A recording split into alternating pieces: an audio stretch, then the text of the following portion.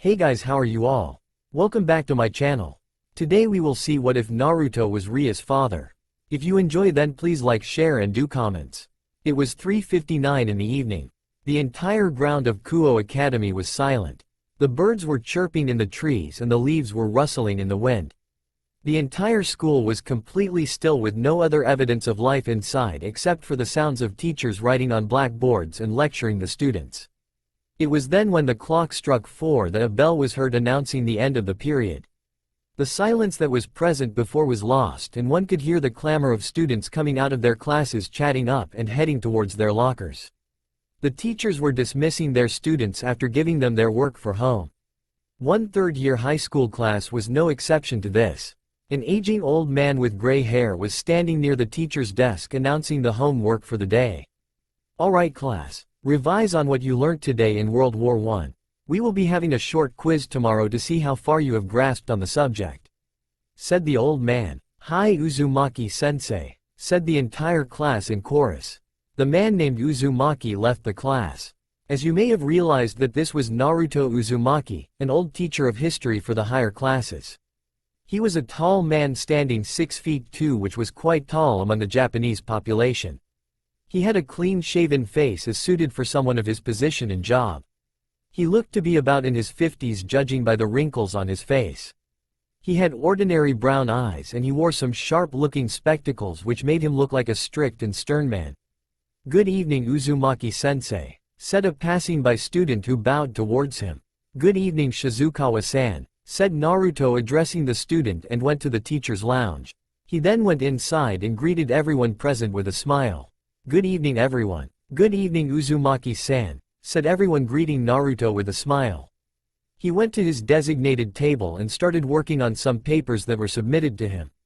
One of the newer teachers who had just been hired by Kuo asked his associate, "Who's that?" "Oh, the old man? That's Uzumaki-sensei. He's been working here as the history teacher for around 7 years now. He's technically the eldest person in this school and one of the most respectable people in this school," said the associate with a huge amount of respect for the old man. "Is that so? He looks like a very casual person," said the new teacher. "Haha, believe me, he's hardly casual. He is the definition of strictness and professionalism. He hardly is tardy and always does his work on time.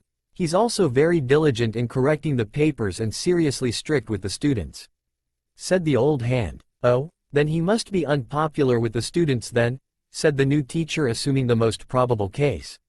"Any strict teacher who is very professional is hardly liked by the students. The most the teacher can get is that they are treated indifferently with respect to the teacher, that he treats everyone fairly but not that of a close bond that forms between a teacher and student who help each other. Surprisingly, that's hardly the case. Uzumaki-sensei can be pretty strict, but he is actually the most popular teacher with the students. A lot of the other teachers say that they saw him spending time with students and giving them advice on matters. Maybe that might be the reason, but no one knows for sure. Though the reason I stated earlier is why he is popular with the teachers.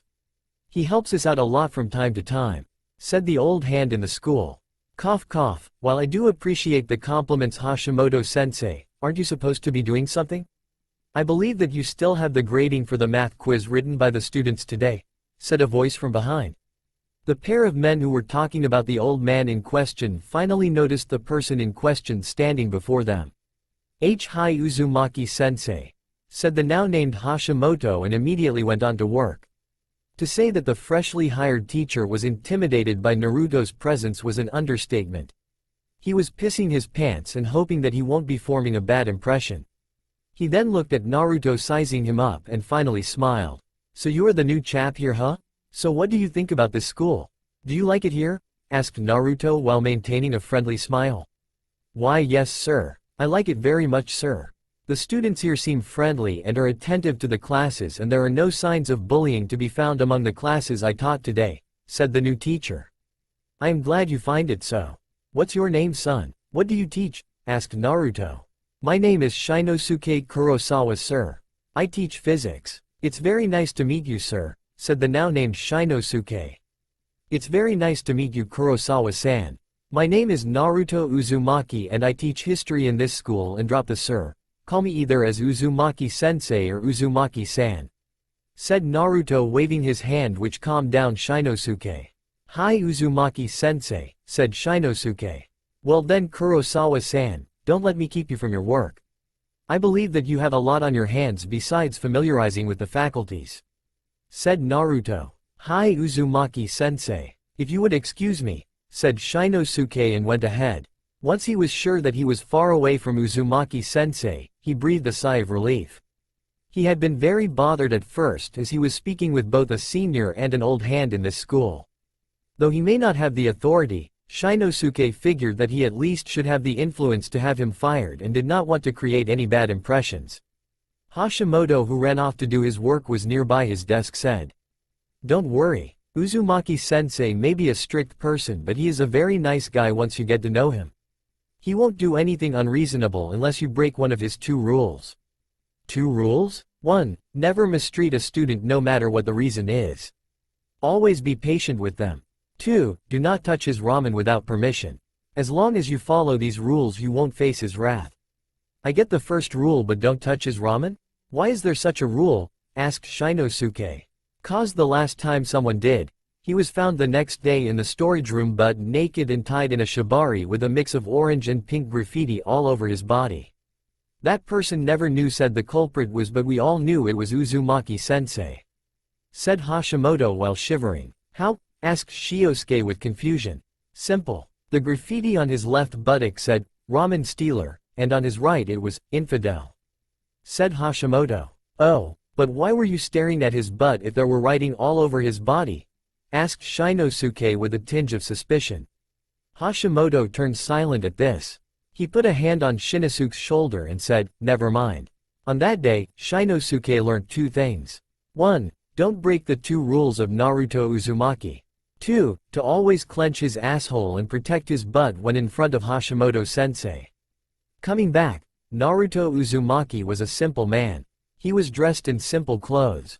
He had a simple house and a normal but exemplary teacher's record. He did not use any form of motorized vehicle and always took the bus home. On the way, he makes small talk with some of students who take the same route as him, and that's it. Once he arrived home, he was greeted by a simple 2-story house with a small garden in front. He said, "I'm home." But what greeted him was mere silence. Nothing else. However, Naruto did not care. He quickly went inside to change from his work clothes and changed into an orange yukata with thin black lines on it. Though there was a big difference. The Naruto who entered the living room was a completely different Naruto. This one was young, about 20 to 25 years old. He had long white hair, but his face, which was decorated with wrinkles, was now without any. His face was without spectacles and his brown eyes had changed to bright blue ones. His old body, which had no muscle mass, looked as if it had undergone a fat to fit transformation minus the fat. He went onto the couch and had his dinner while watching the news. Still, nothing interesting turned up. "Why are you so boring these days, brat?" asked a voice in his head. "I won't say boring, more like peaceful. So did you enjoy your nap, Kurama, my old friend?"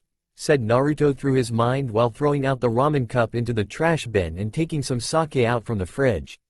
"Yawn, it was pretty good for a nap.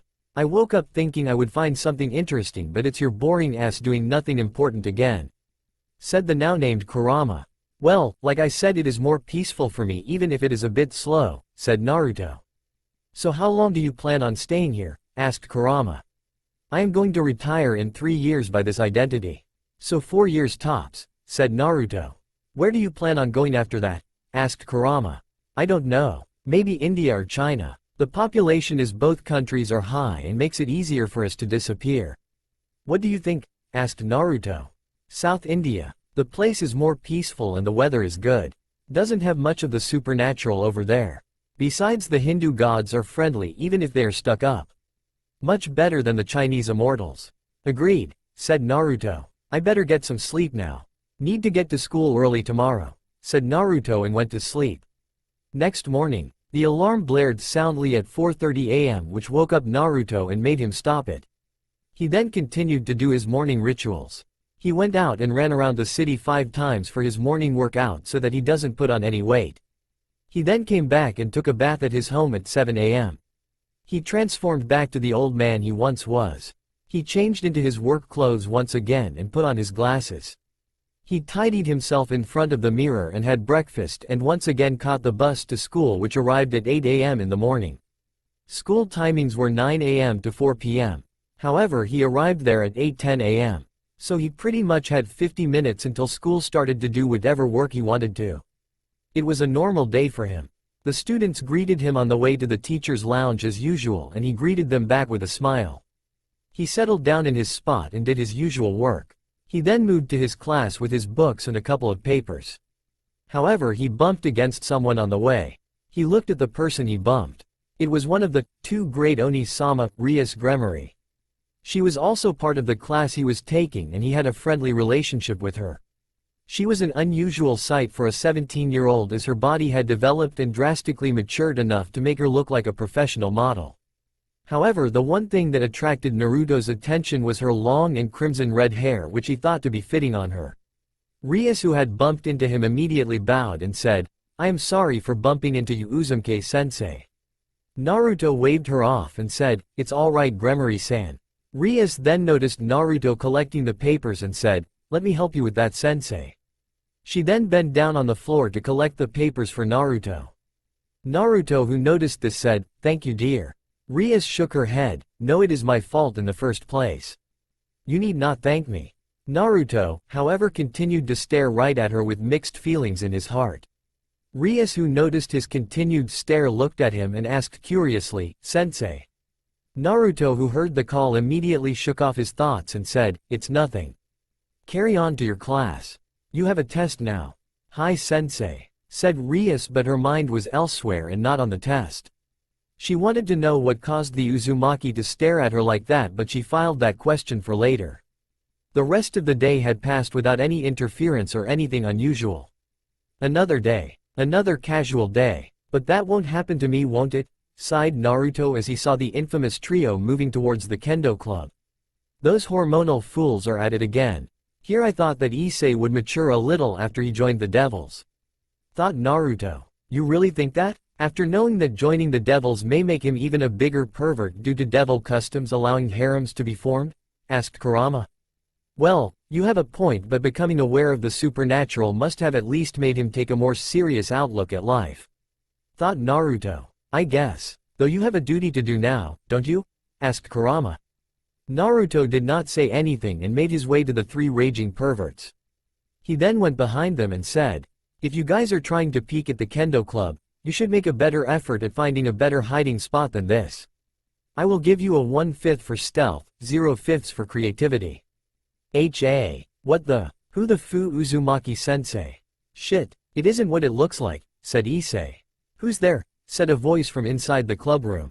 "Run," said Issei and immediately jet out of there, but was tripped by Naruto, who kept his leg in the way. He then said, "Where are you going? I thought you came here to appreciate the female body? The girls are coming out now. You can appreciate all you want now," said Naruto. The girls had arrived just on time and looked at Naruto. "Good evening, Uzumaki-sensei. The girls and I were about to catch these three little perverts for peeking at us. Can we handle this ourselves?" asked Katase with a tight grip on her shinai. "Good evening, Katase-san, you can have them. After you finish with them, send them to me, alright? I need to discuss something with them. Try not to mess up their faces too bad," said Naruto, leaving the area and going back to his office. "Aw, damn it to hell," said all three perverts, complaining. "Alright boys, time to face the music," said Katase. "Oh shit, Mamacita, please, not the face. Not the, aw shit, here we go again," said Issei and sighed and started getting the beatings. Maybe Issei did mature a little, but not in the way that Naruto thought he would. Later, the three boys were beaten black and blue by the girls. Naruto was here glaring at each of the boys and giving them the talk about what they did. It was already 5:30 p.m. "Do you know what you guys did wrong?" asked Naruto. "Peeping while the girls were changing, sir," said Motohama. "No, that's not what you did wrong," said Naruto in a sagely manner. "What?" asked all three boys in chorus. "Wait, if we are not here for peeping at the girls, then what are we here for?" asked Issei in a confused manner. "You are here not because you were peeping, you are here because you suck at hiding yourselves and evidently got caught red-handed, while you were peeping," said Naruto. Issei blanked at this and asked, "What's the difference?" Naruto smiled and said, "The difference is that the first one is the reason and the second one is the cause. I called you here because of the cause." He then said with wisdom in his voice, which would have sounded like age-old wisdom if it were not for the fact what he was saying was controversial. Peeping at women is an art. One must always know oneself and his body best before he engages at the art of peeping. One's eyesight must be sharp as an eagle to look at the curvaceous and voluptuous female body. His other senses must also be on high alert so that he can notice his surroundings. The three boys started listening to his sermon on peeping with bright and curious eyes before they begged him to continue. Naruto smiled at that and continued his speech on the art of peeping, as he had learned from his age-old mentor. This sermon went on for an hour before it ended with Naruto's final sentence. This is the art of peeping. Know that the peeper and his target are not always the predator and the prey respectively. They are relative with the positions. Once the peeping Tom is caught, then he is the prey and the victim is the predator. So always be prepared to get hunted as you hunt your targets. "We will Uzumaki-sensei. You have enlightened us," said all three boys with more vigor to peep than ever before. Naruto smiled, but he then turned serious and said, "Now then. To the topic of the said crime itself.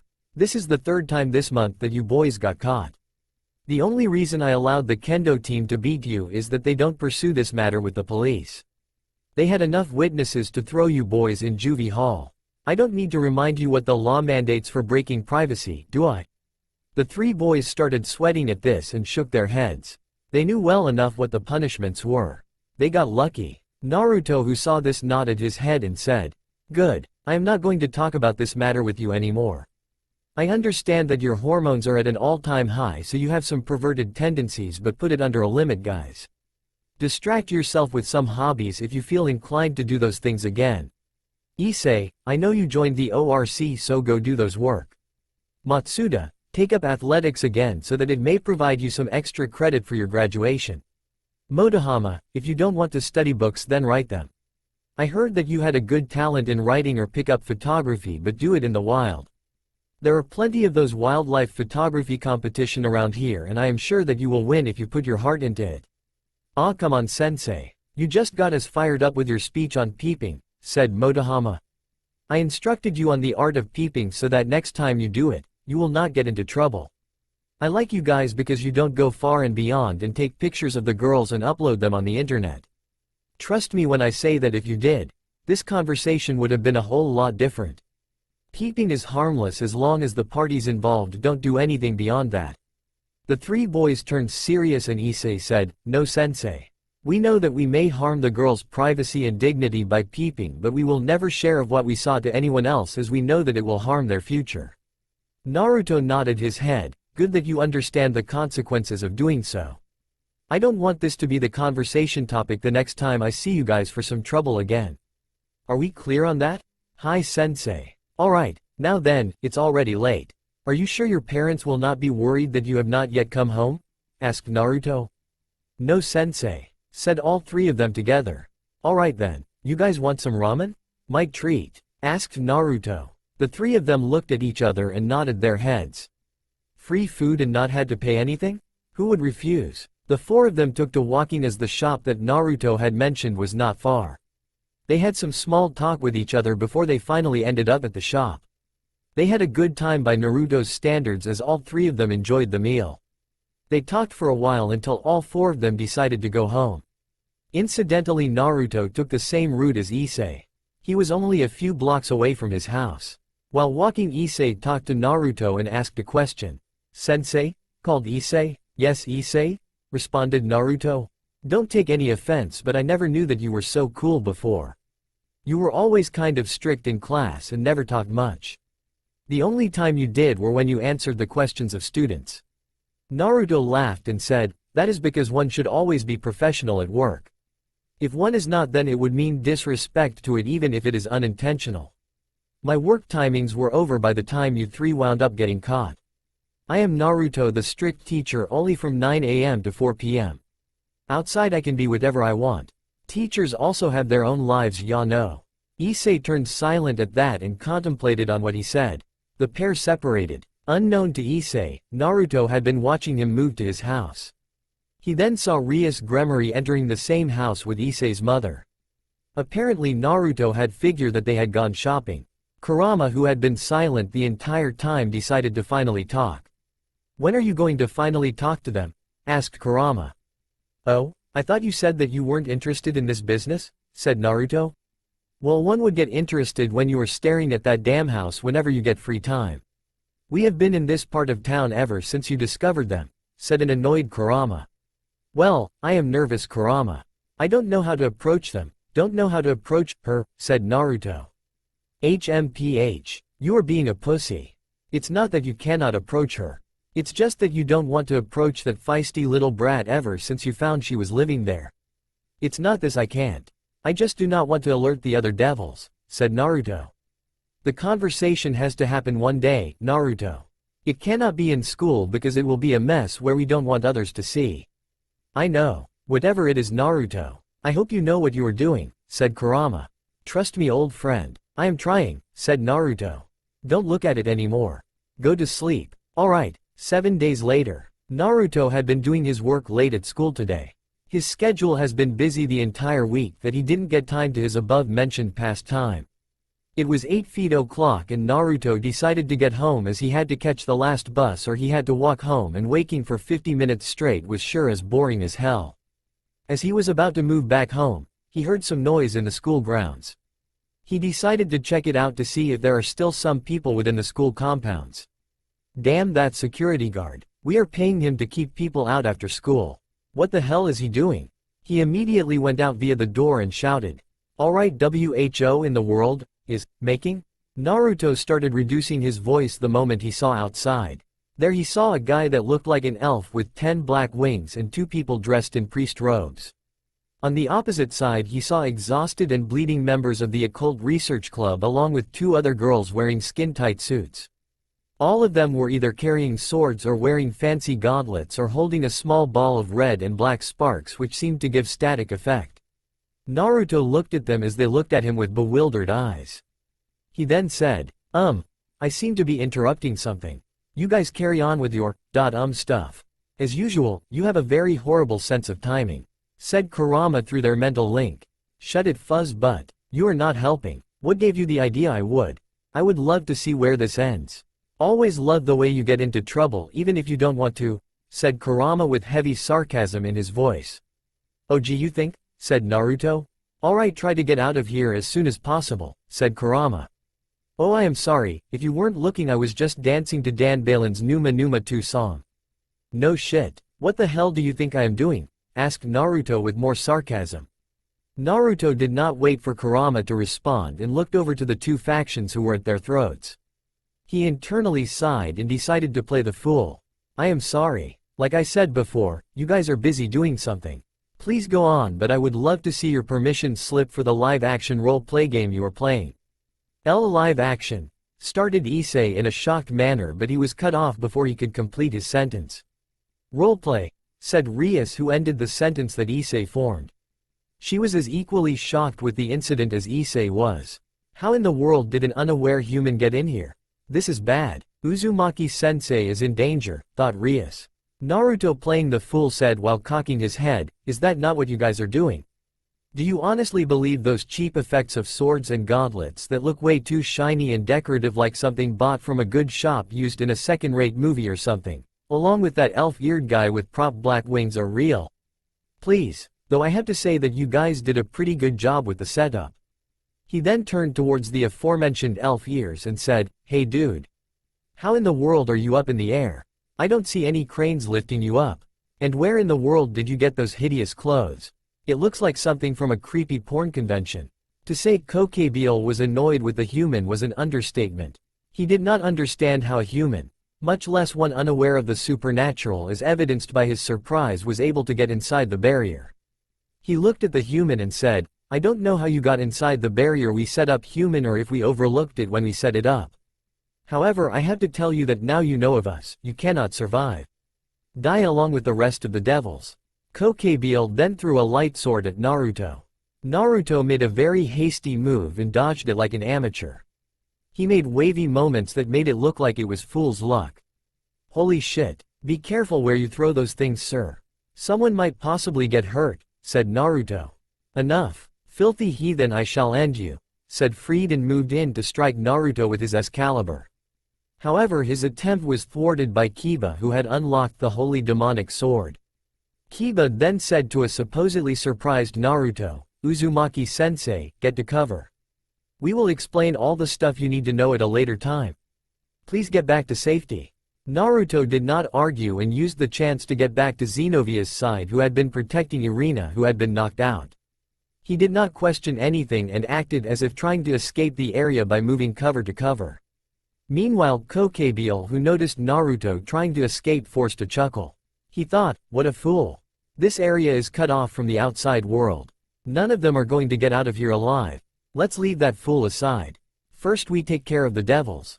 Kokebile then aimed his attacks at the devils and battled Issei and Rias together. This battle moved on for a while, with each of the group exchanging blows and spells. Naruto, who went behind Xenovia, took the chance to observe the ongoing battle. To say that he was impressed by the teens who could take on an opponent that was hardly their opponent and more like a nightmare was an understatement. However, all of those efforts they gave went down the drain, as they did not possess the raw power that Kokebile possessed. They were able to take down both the ex-priests but not the Kadri-class fallen angel. Naruto was contemplating whether to help out the group or not, though his thoughts were cut off when Issei asked Kokebile something. Why do you want this man? Why do you seek to kill the president? Why help the crazy psycho with his experiments?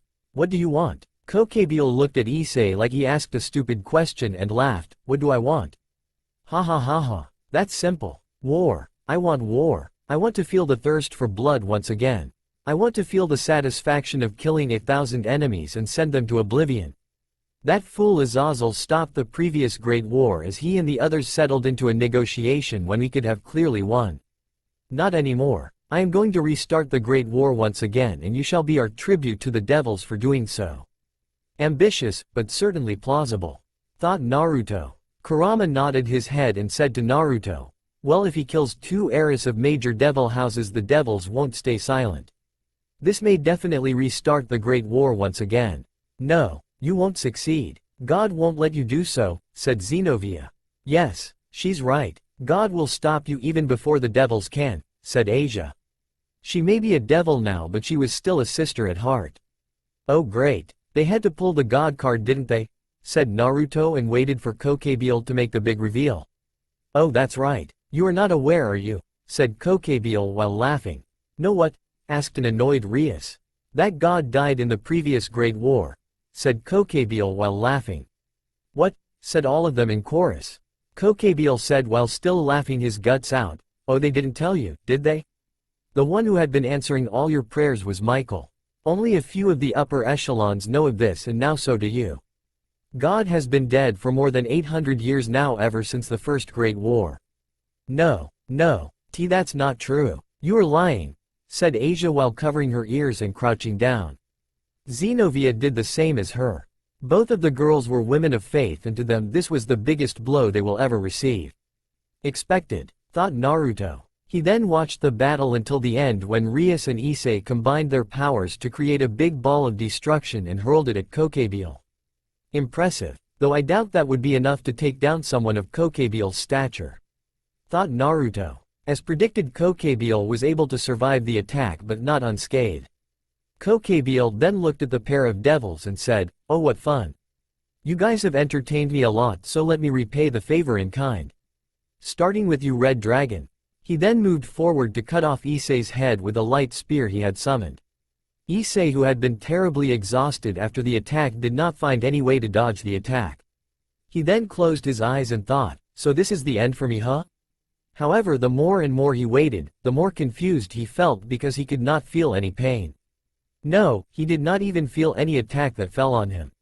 When he opened his eyes, all he could see in front of him was a head full of gray hair. However, that gray hair was slowly changing to white, and the thing was that it was growing out until it reached his back. Naruto, who had stopped Kokebile's attack, had to remove the transformation he made with the help of magic. The onlookers were stunned to find a young Uzumaki in his 20s with a youthful smile. However, what stunned them the most was not the transformation but rather his action. Naruto had calmly stopped Kokebiel's light spear with one finger. He yawned and said, "You know, you always talk and talk but you were never one for action, weren't you, elf ears?" "Why you?" said a stunned Kokebiel. "Been a while. How's it going?" asked Naruto. But you are supposed to be dead," said Kokebiel. Naruto reached his hand for something. His hand then moved into nothing and disappeared. However, those who knew what he did were surprised. She thought, "That's a pocket dimension. How does he have one? Who the hell is he?" thought Issei. Naruto calmly took out a sheathed sword. It was shaped like a katana. The grip was painted in white and red. He unsheathed the sword. A bright light was immediately emitted by the ordinary-looking steel sword. All of them were able to figure out the nature of the sword almost instantaneously. A holy sword. What holy energy? Which holy sword is that? How the hell does he have it? Who the hell is he? thought Kiba. This energy. It feels pure and righteous and at the same time wrathful. It feels more dangerous than Durandal. What is that sword? thought Xenovia. Is he with the church? thought Rias, coming to an obvious conclusion. Look, Kokebiel, I would have loved to stay uninvolved with this war business of yours. However, you forced my hand the moment you decided to kill my student who was not fit for battle. Kokebiel shouted out in fear, "No, stay back." He summoned a few light spears and threw them at Naruto, but Naruto cut all of those spears that were hurled at him with ease and slowly walked forward until he pushed Kokebiel into a corner. No, I can't die yet. I can't. I still need to," said Kokebiel, but couldn't complete his words as his head was cut off by Naruto, who sliced his head clean off. "Die with some dignity, fool," said Naruto, and sheathing his sword once again. He did not do anything but knelt on the floor and prayed to pay respects to his enemy. Once he did that, he seemingly looked somewhere and said, "Come out, White Dragon. I know that you have been watching for a while." "Who are you talking to?" asked Issei, but stopped when he noticed a visage coming into existence. A knight in white armor. "So the White One is here, is he?" asked Drake. "Wait, you know that guy Drake? Of course. He and I are eternal rivals. It is our destiny that our holders must battle each other to the death."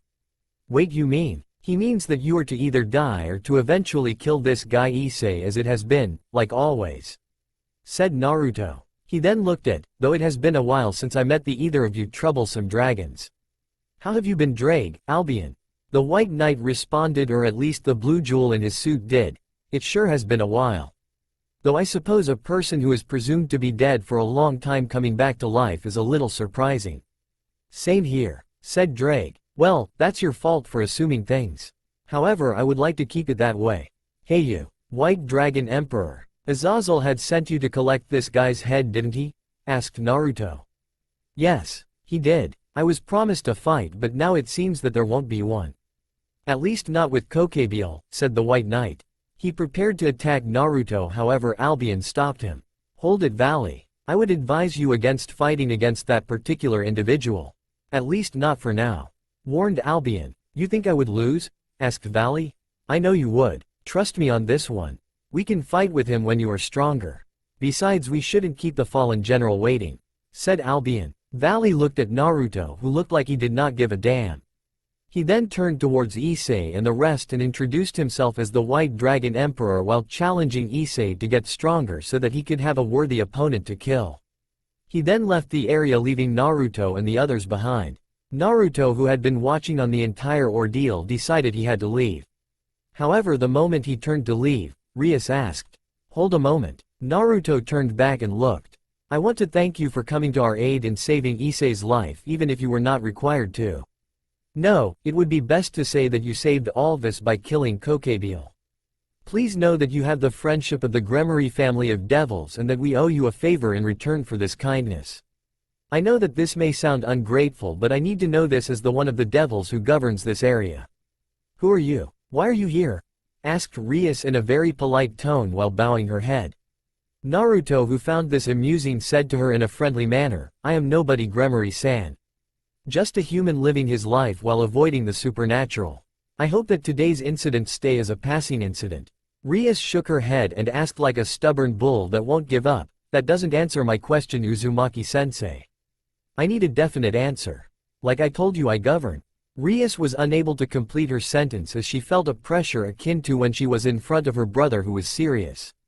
"No. This pressure is even more, thought Rias. She along with the rest of the group knelt on the floor.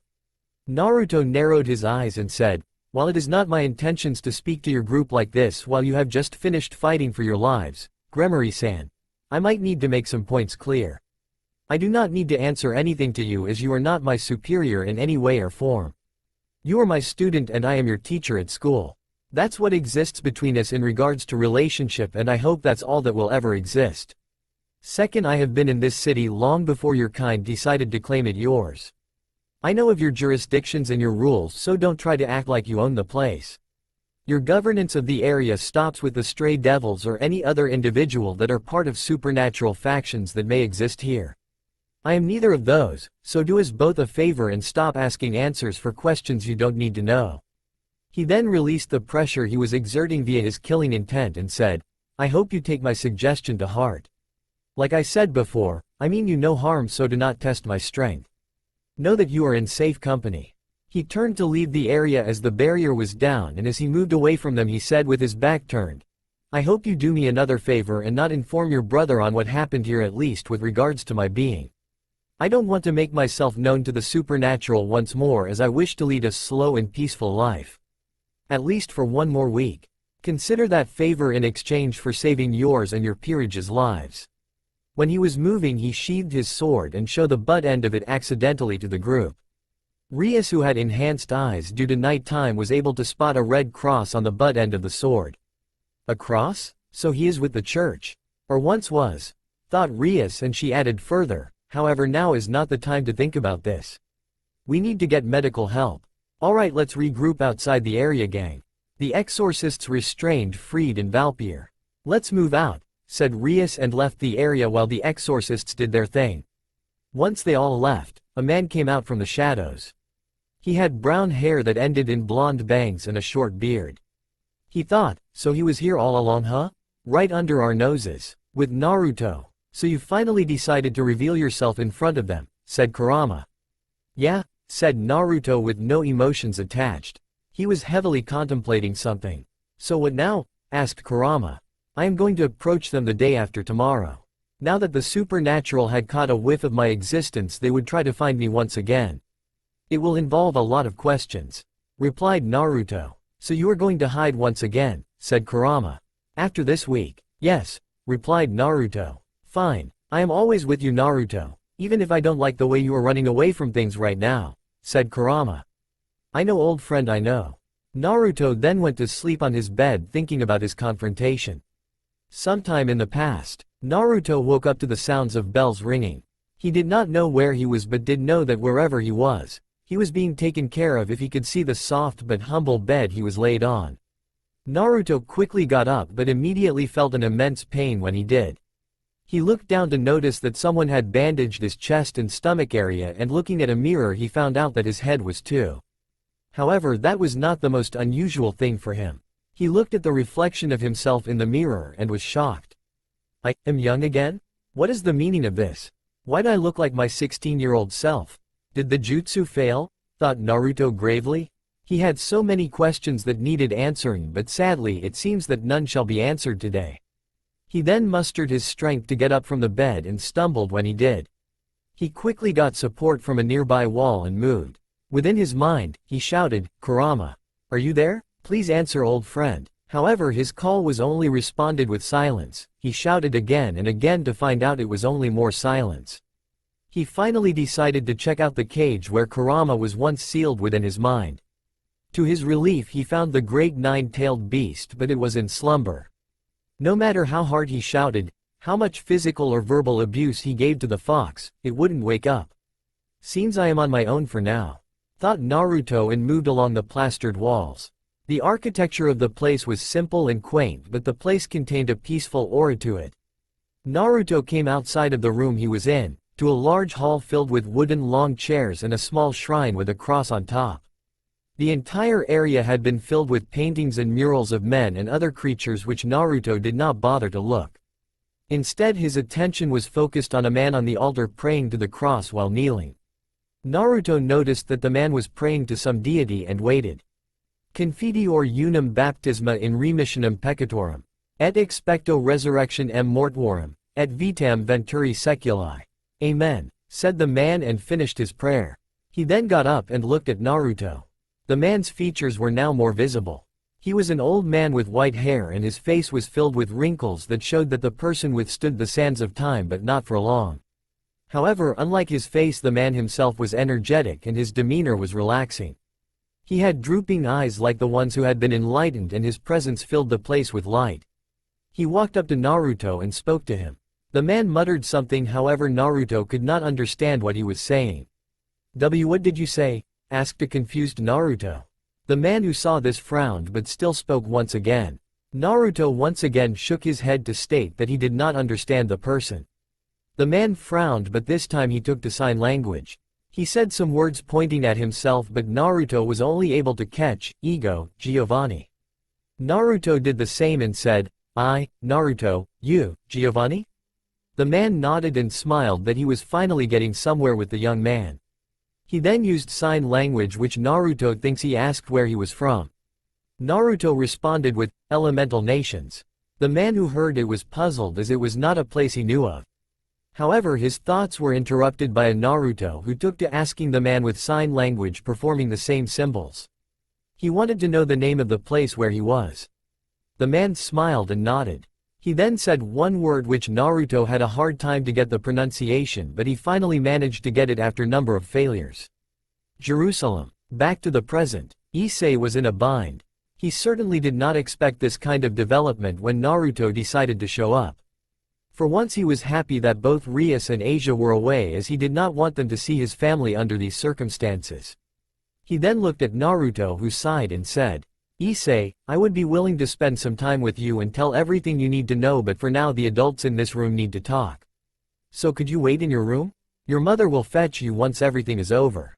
Said Naruto. But, said Issei but was interrupted by Naruto. Please Issei? It's complicated, said Naruto with a look in his eyes. Issei could not refuse that look. That look of someone who was hurt and wanting of companionship. Issei turned serious and nodded. He then silently went back to his room and waited. Naruto who looked at Miki crying on the floor while kneeling with her head down on the floor where the plates had broken. Her husband did the same joining her. Naruto asked her, get up.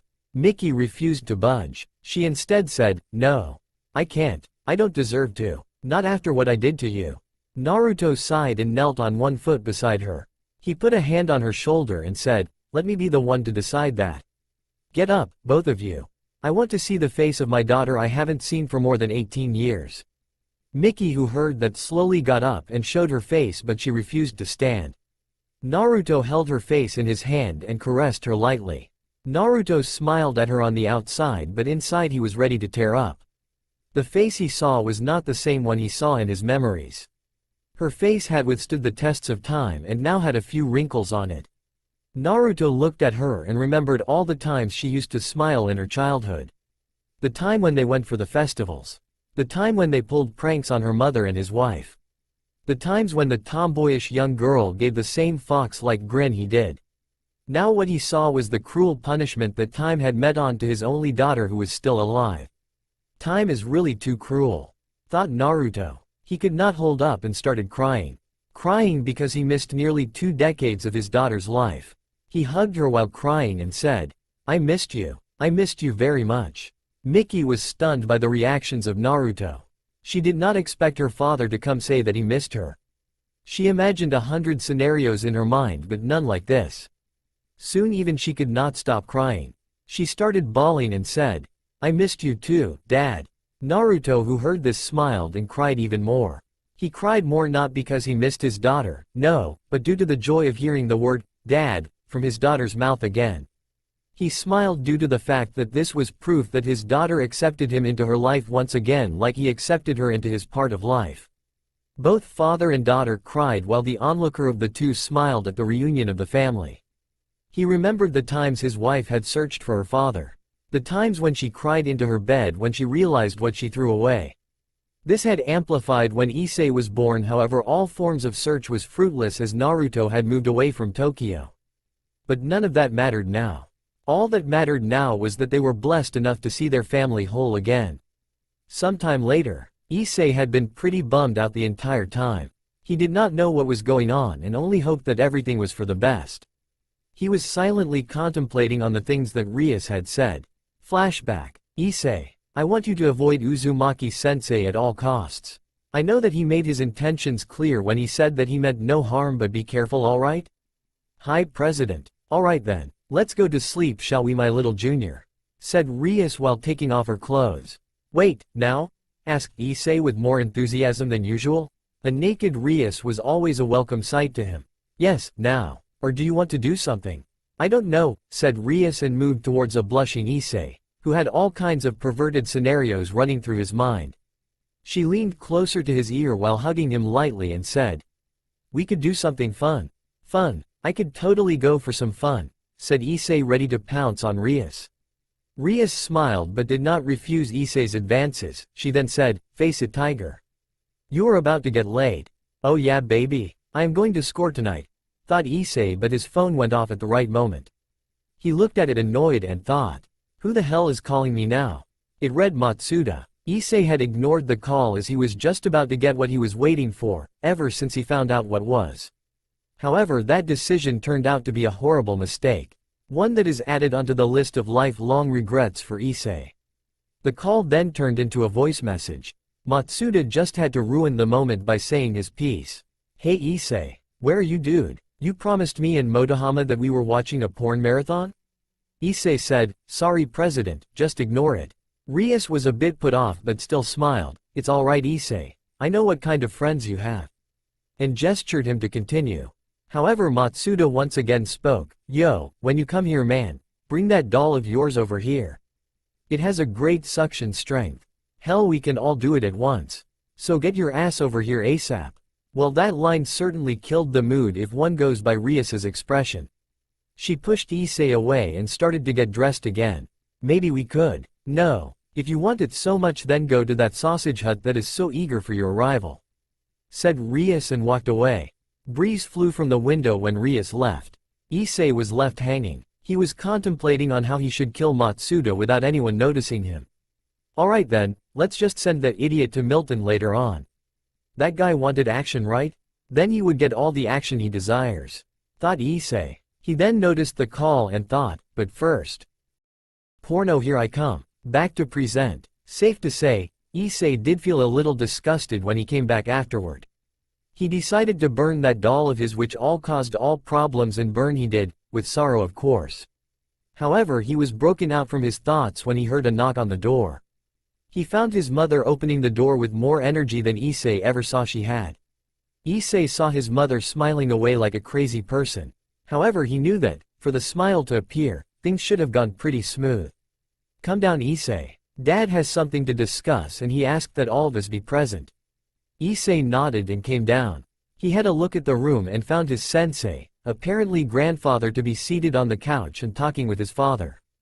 His dad seemed nervous talking with Naruto but still smiled warmly. Once everyone was in the room, Naruto decided to talk. So Issei, I suppose you have some questions, right? Ask them away, said Naruto. Issei turned serious and asked, tell me everything from the beginning. I want to know why my mother eloped. I want to know what happened to you. I also want to know how you found us. Naruto nodded, finding them to be reasonable questions, and said, very well. I will answer your questions. He then started his tale. I was living in Tokyo when I met your grandmother 47 years ago. Back then I was working as a newly instated teacher at a high school. Your grandmother was the same. We met at work and later on we developed feelings for each other, which resulted in our eventual marriage. He then said, she was an orphan just like me and nobody to call family, so we had a simple wedding, only calling friends that we truly considered friends. 5 years later Mickey was born. We were truly a happy family. We lived in peace for 10 years in Tokyo until one day your grandmother passed away. She died in a car crash while I was away. I could not do anything as the accident itself was fatal. Mickey and Naruto turned sad at this and had a downcast expression. However, Naruto steeled his heart and continued, however we continued on. We could not stay sad because we knew that that wasn't what your grandmother would have wanted. I fulfilled my role as a father as best as I could to Mickey. She completed high school and went on to college at Tokyo University. Mickey then continued, I met your father there. We were in the same class and he confessed to me. I could not refuse, so we dated for a while before we decided to make it official after both of us completed college. I did not say this to Dad as I did not have the courage to back then. Dad had already engaged me to the son of a family friend. Quote, Naruto sighed and said, the groom-to-be was a good lad. I knew him ever since he was a child and I thought he would be a good match for Miki. I did not know that she was seeing someone else at the time and your grandmother's last wish was for Miki to have a good husband. She asked me to help Miki choose. I gave her my word and I hurriedly decided to engage her to the boy in my want to fulfill your grandmother's last wish. Miki nodded and said, it was then I decided to elope. It was a stupid mistake, I know. However, I did not have the courage to face my father and say that I did not want that marriage. I did not want to disappoint him.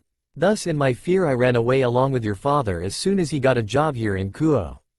Issei, who heard the entire tale, summed it up and said, so basically both of you made stupid decisions that resulted in your separation for about 2 decades? Naruto and Miki looked at him in an awkward manner when Issei termed it in a blunt manner. Naruto nodded and said, yeah, that's basically it. Issei then asked, so what happened afterwards?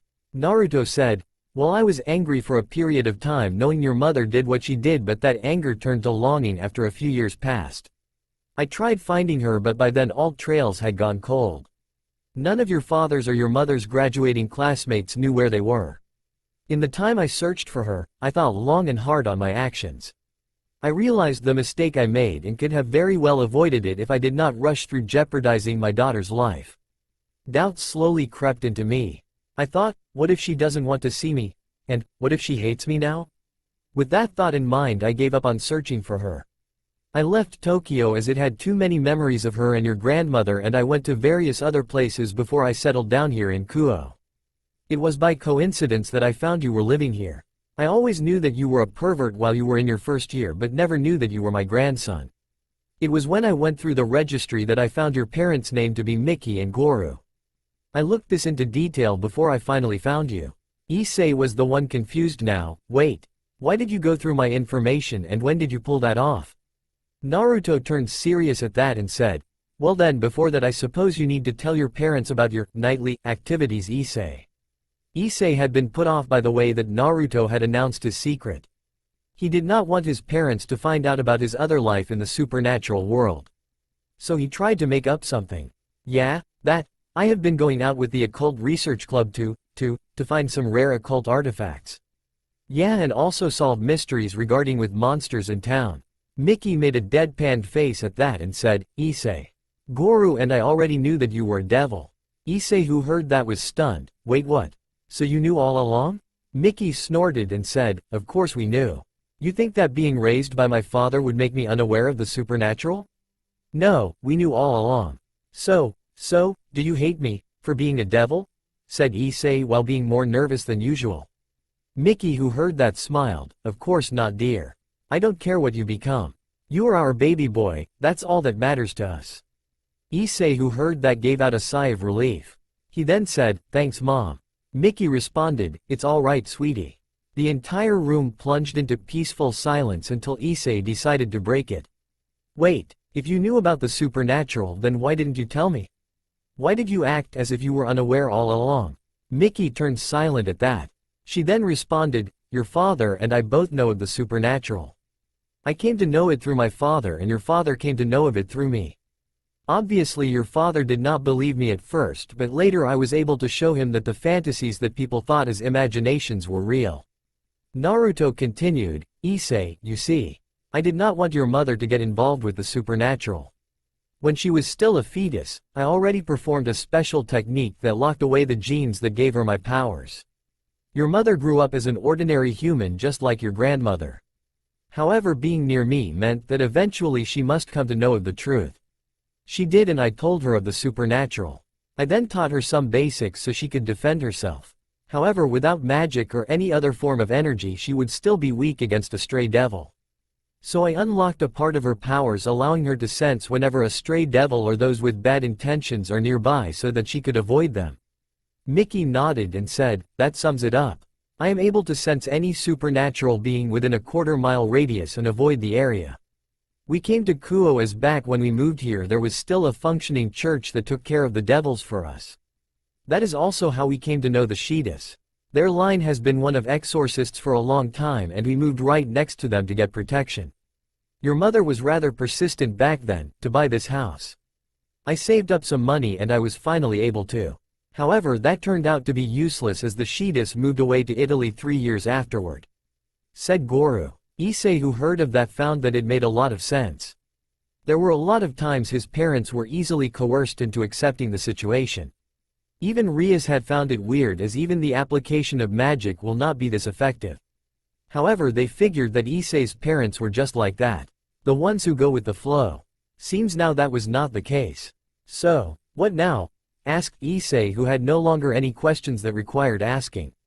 He turned towards Naruto, who replied, "Don't ask me. I did not expect things to happen this way," said Naruto as he raised his hands in surrender. "Wait, you did not answer my question. How long have you known that I was your grandson?" asked Issei. Naruto then replied, "Well, it was obvious of me to check out any new members who joined the Gremory or Citri family as I am teaching at an institute run by them. I did not know that you were my grandson at first, only later on. I did not come to save you when you were killed by the fallen angel, as to me you were just another victim. Another number that was unfortunate enough to die by the hands of one of the supernatural beings like all the victims of the stray devils you saw. I did not see enough reason for me to save you. Then you got reincarnated as a devil by Rias Gremory, which took me by surprise. However, I think it was for the best that you decided to join the devils, or rather forced to join." Issei now looked confused. Naruto sighed and explained, "Issei, the boosted gear is a rather strong sacred gear and has the potential to kill God, as you are already aware. Even if you were trained from young to wield its powers, there are those beings who are stronger than you are. Immensely so. Kokabiel was just trash at the bottom of the ladder. Those kinds of beings would always like to prove their strengths and would target you for proving it. Glory, honor, revenge, whatever their goal might be. You are not safe alone, and it is easier and wise for a person to join a faction rather than running solo. The Gremory group is something I can tolerate as they are not power hungry nor do they treat their servants with disrespect." Issei, who heard these words from Naruto, turned silent. He knew what Naruto was talking about and was thinking on how to tackle those obstacles in the way. However, he was cut off from his thoughts when Naruto spoke. "Alright, enough of that for now. Come, sit. I want to get to know my grandson better in person. I hope that you are not always the pervert you are at school." Mickey snorted and said, "Oh, you tell me, old man. It is because of you and my idiot husband that my son is like this. And how long are you planning on sitting in that ridiculous transformation, Dad?" Naruto wryly smiled at his daughter. He then changed back to his original 20-year-old self, causing Mickey to frown. He noticed his daughter's frown and asked, "What is it, dear? It is rather weird for me to look at you and call you Dad when you look half my age." Naruto laughed at that, and so did everyone else in the room. Issei then said, "You know, it is rather odd for me too to call you grandfather all of a sudden, even if you are my grandfather." Naruto understood where Issei was going and smiled. "It is alright, Issei. Call me Gramps or Grandpa whenever you are at home, or you can continue to call me Sensei like you do at the academy. I don't mind the formalities." They talked for a while until Naruto decided to announce something. "Well then. I suppose it's time I told you guys of some rather important things. It's important you hear them." The occupants in the room decided to do just that. Sometime later, Naruto hailed a taxi and was moving towards a destination. He was silently thinking about something when a voice decided to make itself known. "So you finally revealed yourself to them. How do you feel?" asked Kurama. "Never better. It's like a weight whose existence I never knew had been taken off from my shoulders," said Naruto. "So, this is it, huh? You sure you want to do this?" asked Kurama. "I was never sure. However, time and tide never waits for anyone. It is imperative I do this. For her," said Naruto. "Know that I will always have your back, brat," said Kurama, trying to reassure his old friend. "I know, Kurama, that is why I am confident in doing this," said Naruto. He then looked outside and found out that he had arrived at the destination. It was the airport in Kuo. He paid the cab driver for the ride and went inside. The words on the outside read, "International." Naruto went to one of the counters and stood in line patiently. Once his turn came up, he went in front and stood in front of the glass, separating himself and the receptionist. The receptionist said, "Hello. How may I help you?" "Ah yes. Hello, I would like to book a first-class flight ticket please," said Naruto. "Oh, that would depend on the vacancy of the flight, sir. Can you please tell me the destination so that I could check that out for you?" asked the receptionist. Naruto replied, "Rome." It was a dark night in Jerusalem. The moon and the stars were prevented from shining their brilliance by the dark clouds that the sky. The outskirts of the city were empty as the people had retired to their homes once darkness came. The entire city, which was bustling with life, was now silent, with a few lights here and there flickering in the wind. However, one lady was running down the outskirts with full speed. She was panting and sweating and screaming in fear. Behind her was a male being chasing her. The being was a fat man who had wings on his back. He shouted towards the lady, "Come on dear, it would be fun. I promise you would enjoy it once you get a little taste. Why are you running away? Come here little kitten," said the man in a haunting voice, chasing the maiden. The maiden shouted back at the being, "Stay away from me. Please leave me alone, demon." The being, instead of getting angry at the maiden, instead had a full-blown smile. He said, "If that's the kind of play you want, then that's what you will get. Run along dear, run anywhere. Once you stop running, we will have that time I promised you, and I will make sure that you beg for it while you writhe under me." The maiden shouted and screamed for help, but she met a dead end as the gates to the city were closed. The guards who were there protecting the gates were slumbering away, dreaming of women and wine, no doubt from the expression on their faces. She did not know what to do. She ran away from there and tried to find another entrance to the city, but her legs could not help her anymore. She stumbled on the road and fell on the road. She looked to find a pair of expensive boots in front of her. She then noticed that the boots were that of the devil that chased her. She froze, unable to think what to do. "So you have finally decided to stop running away, have you? Excellent, now why don't you come here and indulge yourselves with my tool? We can even start right now. Makes it more exciting, doesn't it?" asked the devil with a filthy smile on the face. He caressed her face and stretched out his tongue to lick her face. The maiden in question prayed. She prayed to God so that he may help her in her time of need. "God, please save me from this devil. Please, I beg of you," prayed the girl. The devil noticed the girl praying and said, well, now you depend on him, do you? No, that's a bad girl. It seems that you need to be properly punished." He went to slap the girl, but his hand was stopped from doing so. The devil looked angry at the hand that dare offend his and immediately looked to the person it belonged to. He found a man holding his hand and gripping it hard. "Let go, human. Do you know who I am? Let go this instant," said the devil, trying to let go of the grip. "Have you no manners, devil, trying to harm an innocent young lady?" "What am I even saying? Of course you don't. Well then I guess you better be on your merry way," said the young man. "What are you saying? Let go of me this instant or suffer," said the devil, but his head was sliced clean off even before he completed his words. "When did he?" were the last thoughts of the devil, as he had not seen the sword even being drawn. Naruto wiped the blood off of his face and looked at the maiden. She was terrified and shocked at the same time. "Must be still under shock," thought Naruto. He then bent down on the floor and hugged the maiden. "Everything is all right now. You are safe." The maiden in question reciprocated the hug and then came out of his grip and said, "Thank you, kind sir, for helping me when no one else did." Naruto looked at her and said, "It's nothing. Now why don't we get you back home? I guess you need some well-deserved rest after all that hustle and bustle." The maiden nodded and complied with Naruto's wishes. It has been 7 years since Naruto came to this world. The old priest who took him in had taken to teaching him the cultures and religions that existed in this world. It took some time, but Naruto finally learnt the language, at least on the communication basis, after a lot of hard work. The priest had taught him Hebrew and Italian whenever he had the free time. Naruto came to know the man known as Giovanni de Saint Amand. Apparently he moved to Jerusalem in search of God when he was young from a place called Rome. The priest found Naruto during one of his evening walks. He brought Naruto back to the church and bandaged him up after checking up on him through a hakim. The priest looked after Naruto for a while, and once he woke up, he decided to raise Naruto as one of his own and teach him the languages of this world. In the time they spent together, the priest renamed Naruto as Arshimbo for convenience sake. In the time Naruto spent here, he discovered a couple of things about himself. He no longer had chakra. No, it's not that he no longer had it, he just did not have the usual amount he had before.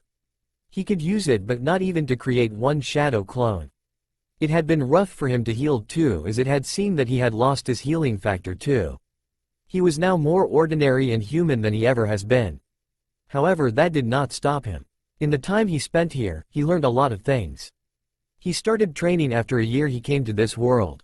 This time he used to practice with some light armor but not heavy enough to impede his movements.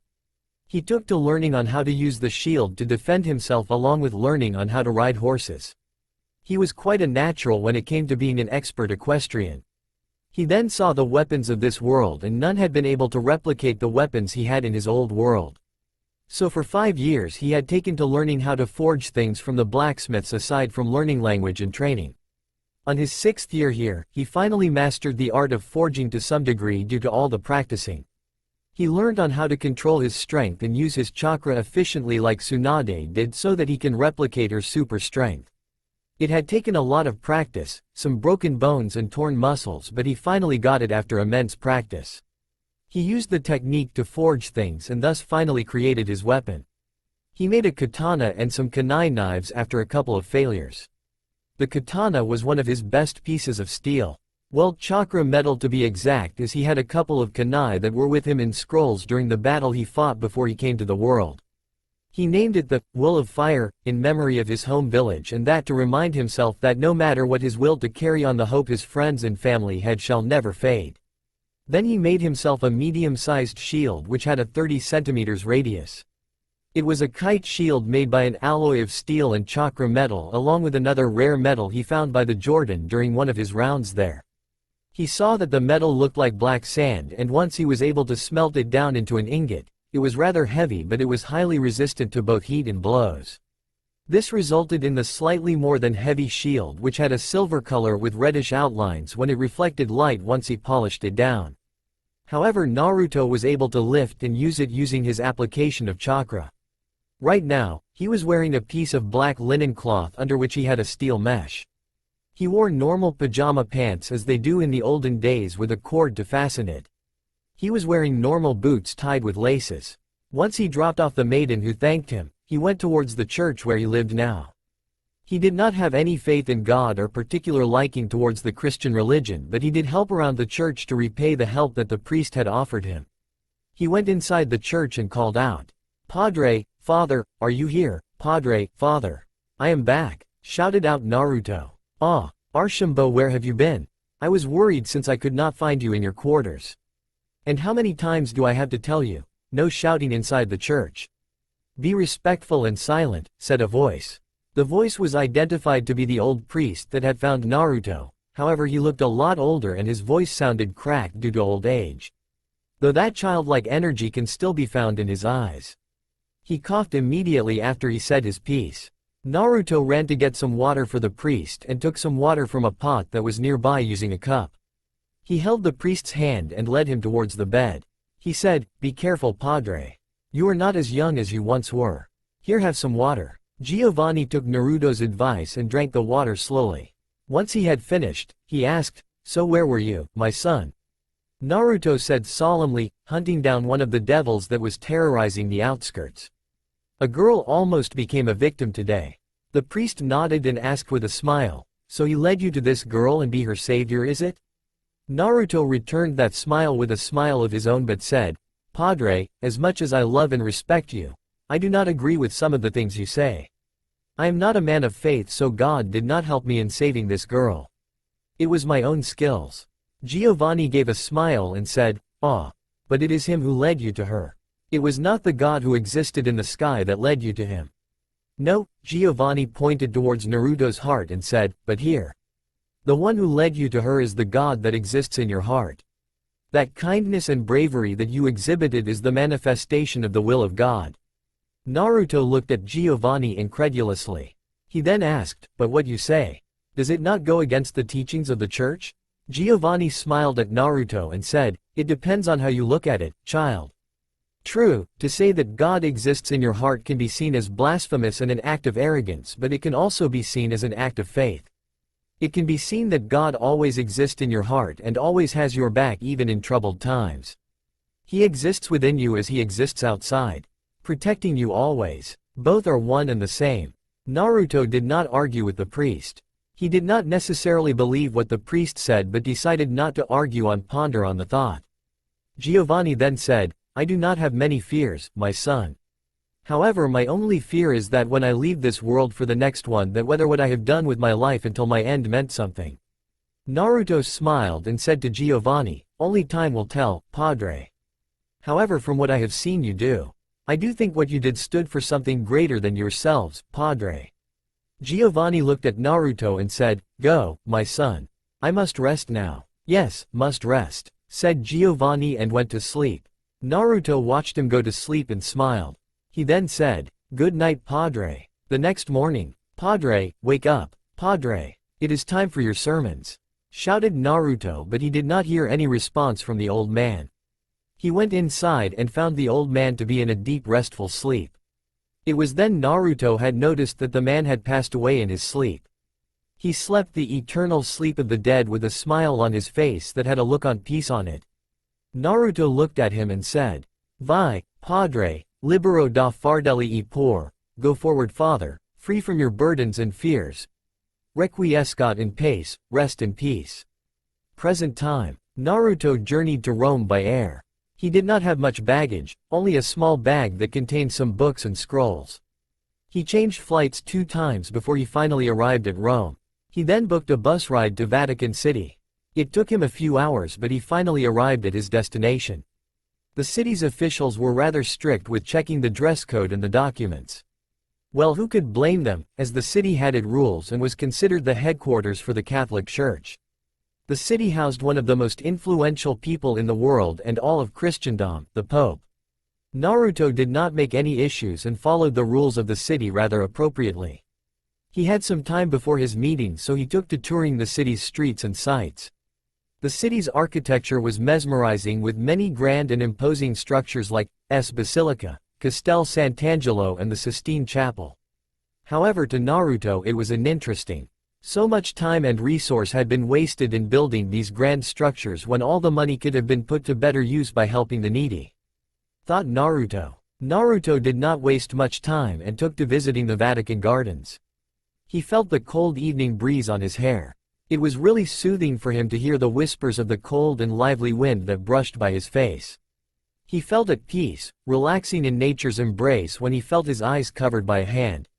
It was a warm and delicate hand that had a soft feeling to it. A voice whispered behind his ear, "Who am I?" Naruto knew who it was, so he said who it was immediately. He said, well, back to playing games are we, Gabriel?" He felt the hands leaving his face.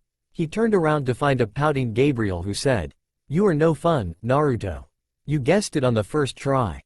Naruto grinned and said, "Well, there is no one else I know alive who has your soft hands and beautiful voice." Gabriel, who heard that, playfully hit Naruto while blushing. "Idiot, you always flatter me like that." "Well, I do speak the truth." It was then their conversation took another turn when Naruto asked, "So are we ready to go, Gabriel?" Gabriel shook her head, "No, we still have some time. I thought that maybe we could enjoy the evening. Just the 2 of us." Naruto did not say anything and moved forward. Gabriel, who did not hear a response, turned sad thinking that she was rejected. However, she then heard, "Well, what are you waiting for? Let's go," said Naruto with his fox-like grin. Gabriel, who heard that, gave a grin of her own and caught up with Naruto. The rest of the evening were spent by the 2 friends touring Vatican City, taking up all the sights it had to offer. They had dinner and had a wonderful time together. However, it was finally time that they moved on to business. They moved towards the Apostolic Palace. The guards who were stationed there recognized Gabriel and allowed entry for her while bowing his head towards the seraphim. He wondered who the other person might have been, but he knew that that was none of his business. He then silently guided them to one of the doors. It looked very grandiose and entrancing, with various ornaments decorated on it. The guard said, "His Holiness awaits you inside, Lady Gabriel." The pair of seraphim and human moved towards the door and opened it. They entered the large room where there was a big table.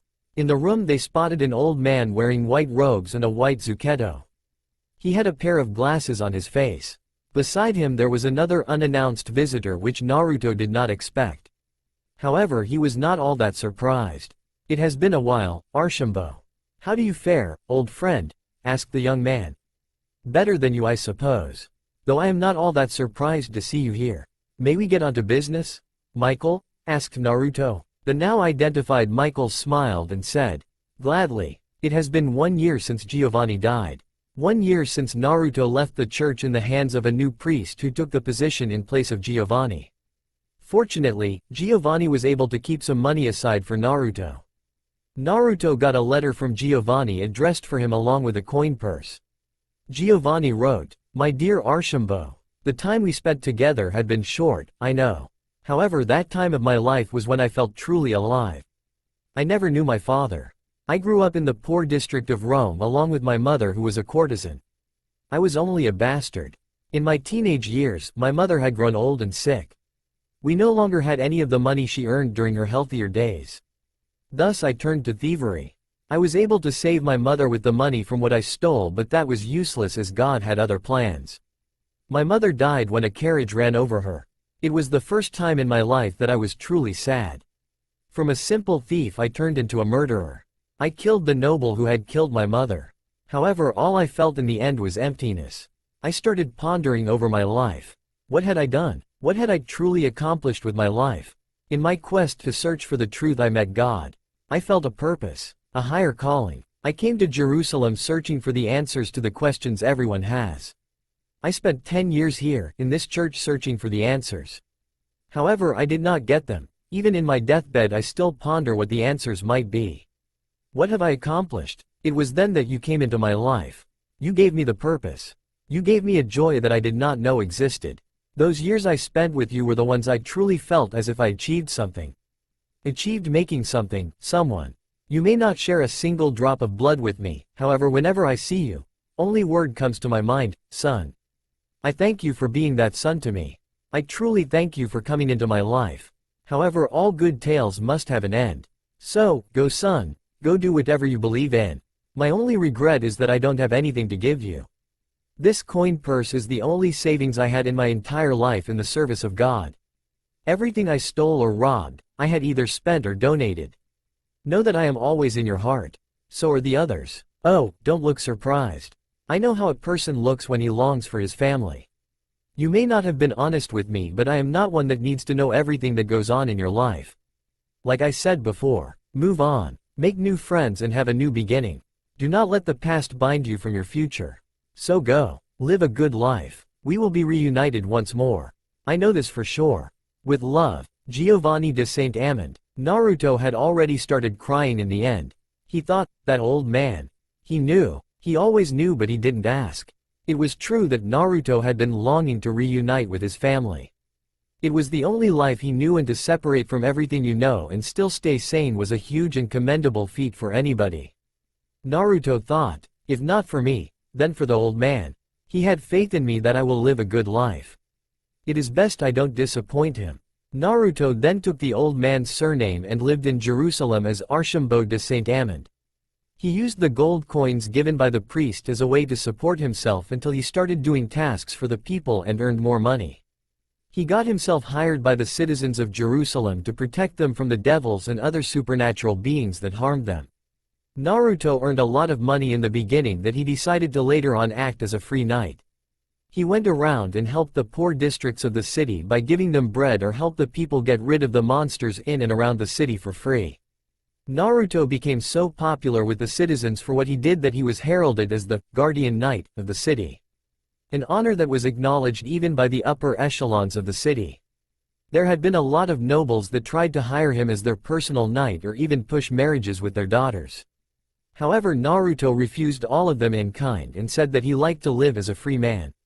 It was one of these nights where he usually patrolled the area would he come across a pair of people that changed his entire life. He saw that a group of knights traveling by horseback were attacked by 12 devils.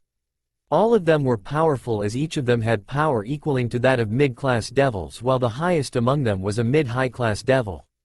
Naruto drew his sword and charged to the center of the battle.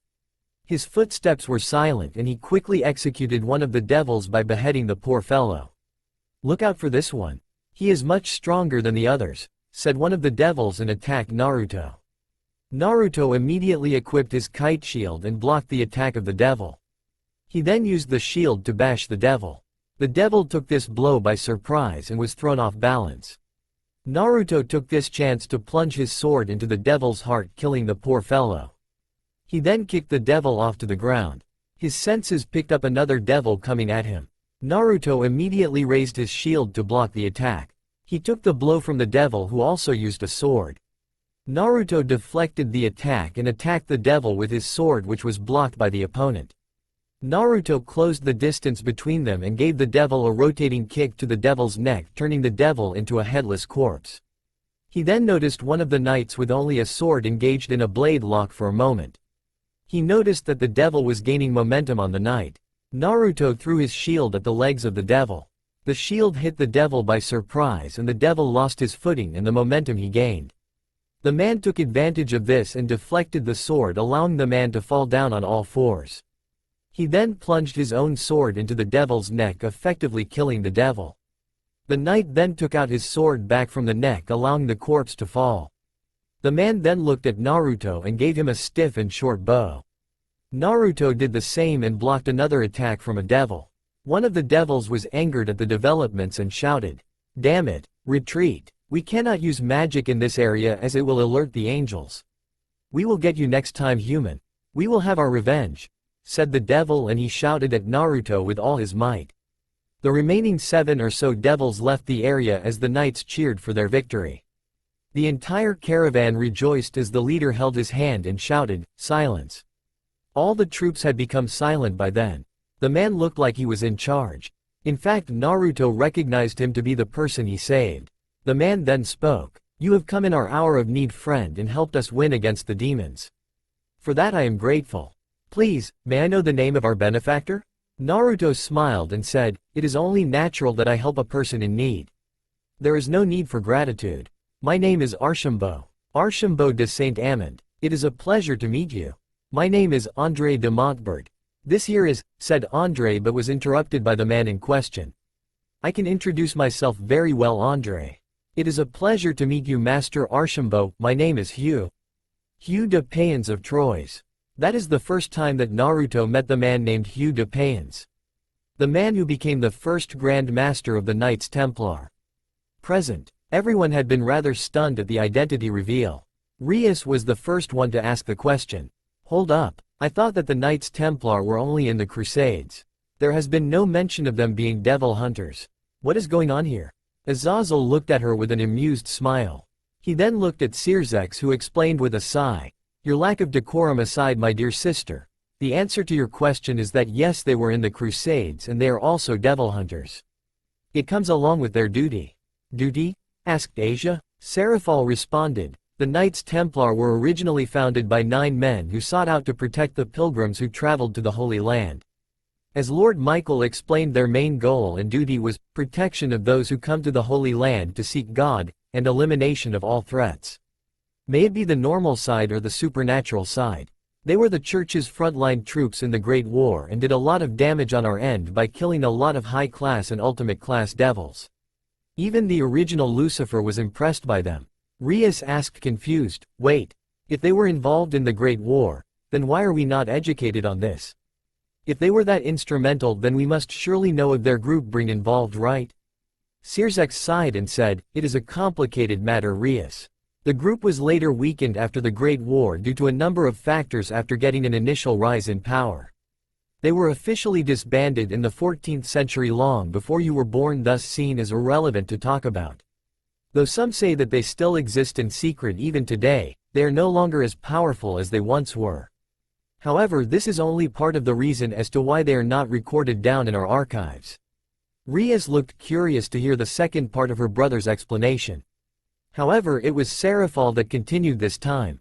"Well, let's just say that some devils were too prideful and too hateful at the group, as they were the only bunch of humans who killed ours by the thousands. So once they were disbanded, some of the older devils did not even wish to discuss about their group, striking down their names from the history books." Rias finally understood what went on. She knew about the taciturn and petty nature of the older devils. It was Michael's turn to talk. He said with all seriousness, well, history lessons aside, I believe that we are here for another matter. I asked Archambault to be here as the mediator for the meeting between the factions as he had been involved in this incident aside from the fact that he has another proposition.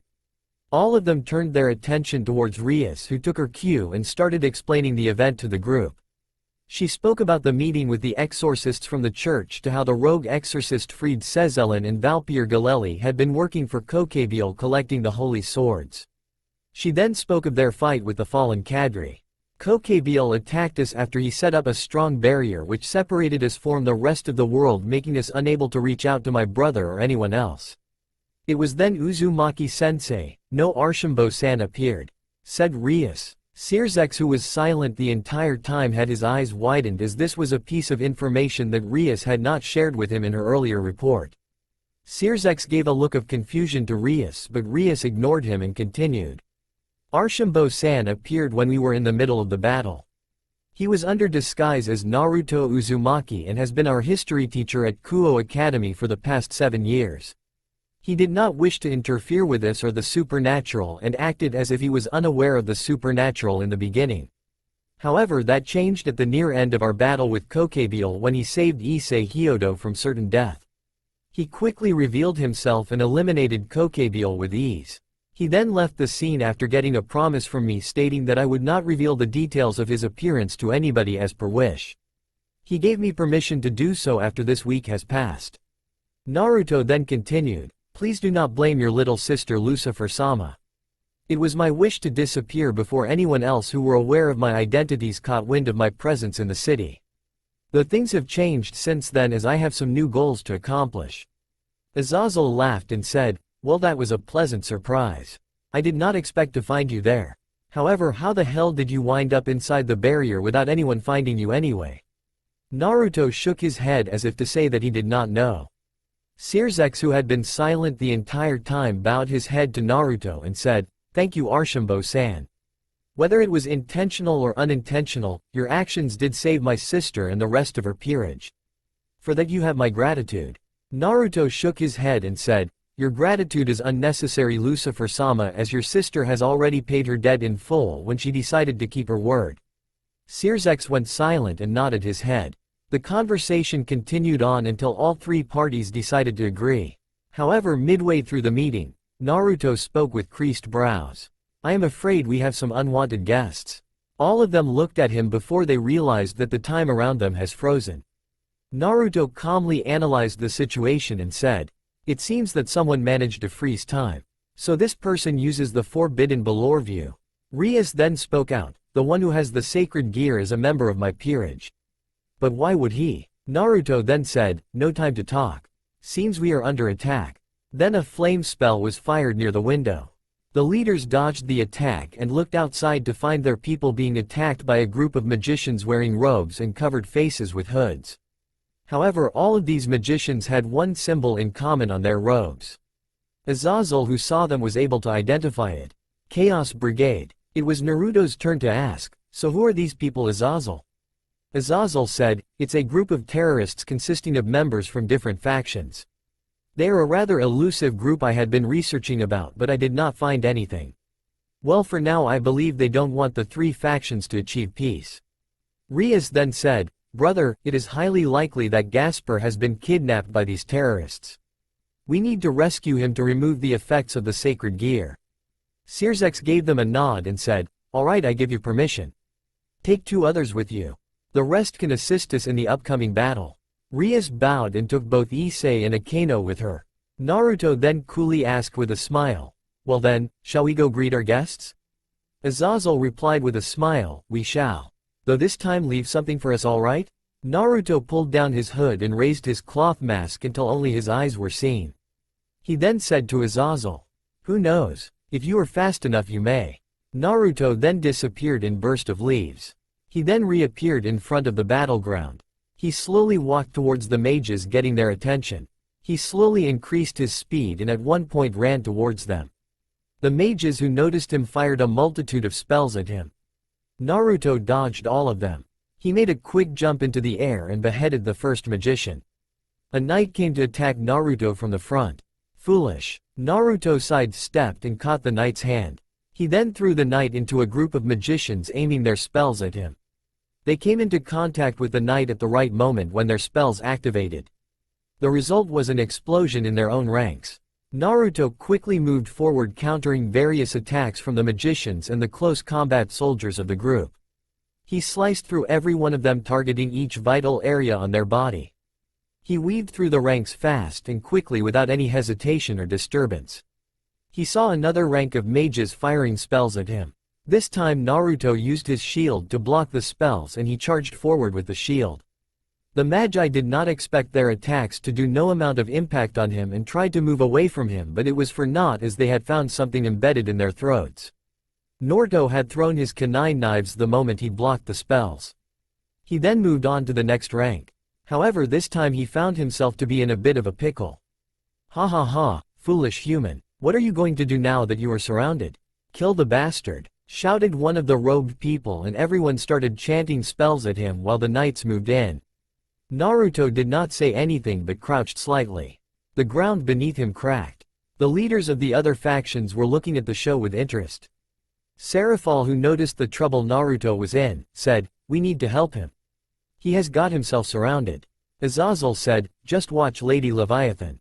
You don't know him like we do." Seraphol argued, "He's going to get himself killed. He doesn't have time to cast magic and he's outnumbered 150. Each of those signatures are around the range of high-class devils, and they are casting enough magic to decimate even an ultimate-class devil like Graphia. He's strong, but he's not that strong to come out of it unscathed." She could only detect a little magic from Naruto. He looked to be only at the range of a low ultimate-class devil. Michael laughed, "Trust us, Lady Leviathan, he is way stronger than he looks. Just watch." Seraphol could only jaw-drop at the confidence that these people had for the human. She thought, he's only human. How powerful could he possibly? Seraphol watched with an astonished look as Naruto jumped high into the sky, crossing the 50-meter mark and dodging the spells fired at him on the ground level.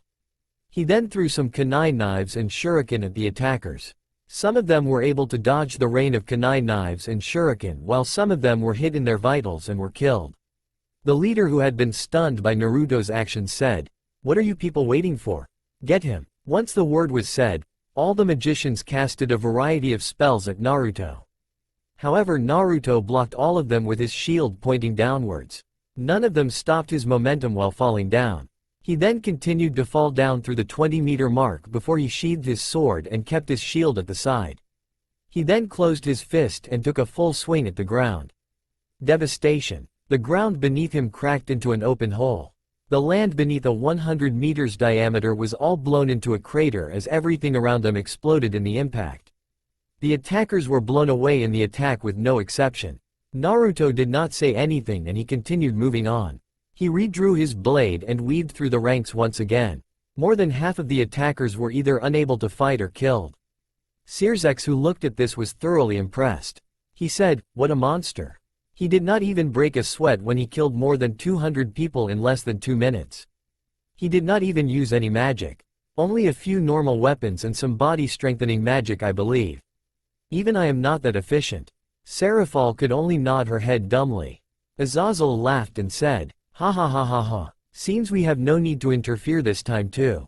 "This time too? So you have fought a battle with him last time?" asked Seraphol. Azazel nodded and said, "Oh yes. It was in the Great War. More specifically, the battle at High Haven." "Wait, he was there at High Haven?" asked the surprised Seraphol. The younger generation who were with them could not follow the conversation and asked a question. More specifically, Kiba asked, "What's the Battle of High Haven?" Seraphol replied, "High Haven was a place in the fallen angel territory. As you know, the battle between the angels and devils had begun to affect the fallen angels as well, and thus the grasslands of High Haven became a battlefield for the 3 armies. This was one of the major battles in the Great War. The devils wanted to occupy High Haven as it was a strategic position closest to the dimension of heaven. Thus the devils attacked while the fallen defended their area. Meanwhile, God had created a temporary alliance with the fallen angels to protect the area. It was also the first time the Knight Templars fought in the Great War. However, back to my question, our friend was on the front lines? How is he still alive? He is human, is he not? Azazel said, "Yes, he is human. I don't know how he is still alive. I might need to ask him later on. But back to your question, yeah. He was in the front lines. Back then he was a tough nut to crack, which is evident even now." Azazel continued while reminiscing the past. "You see, the thing about our good friend is that even though he was low reserves, he uses them with high efficiency. The techniques he employs requires years of practice and precision, but the end result is that the output is much greater than the input. He makes no wasted movements or attacks. That's why at the peak of his career, even though he only had reserves equivalent to that of a mid-ultimate class devil, he could fight mid-Satan class devils on even grounds." The devils in the room, including the Satans, were shocked at these words. They did not know that such an existence survived to this day. Azazel continued, "Though I am surprised that you don't recognize him, Lord Lucifer.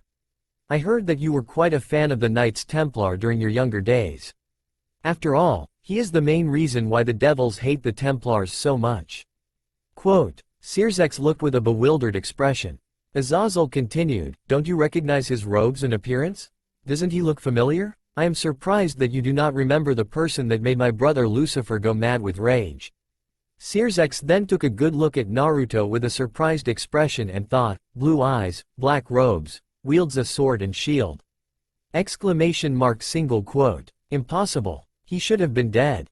The original Lucifer himself made sure he was," said Sirzex.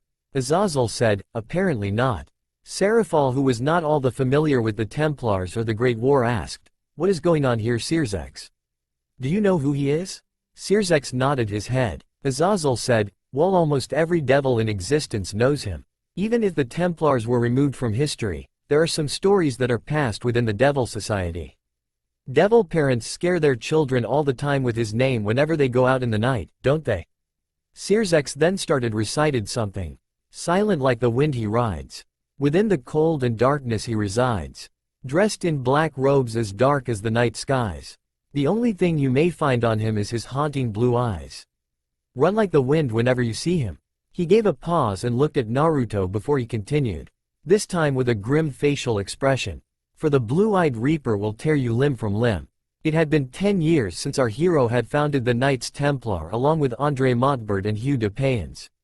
10 years since he met the two fellow knights who shared his goal of protecting the innocent. Together they requested King Baldwin II for establishing the Knight Order. The king immediately gave approval to the request as Naruto had vouched for them. King Baldwin II trusted Naruto very much as he is the people's champion and his daughter's savior. A lot of things had changed since then. Naruto had grown into a handsome middle-aged adult. His shaggy blonde hair remained the same as his youth. His whisker marks, which were still present in his younger days in this world, were completely faded and was almost inexistent. He wore his Templar robes and had a shield behind his back. The shield had the red cross symbol on it. His will of fire hung by his waist, stored in the sheath. Beside him were his friends Hugh de Payens and André de Montbert. The one thing in common among them aside from the robes were the signet rings they wore on their right ring finger. Naruto was walking along with them but had a sour face, while the two others had a somewhat happy expression. André, who looked at him, said, "Cheer up, Archim. This is a happy occasion for us.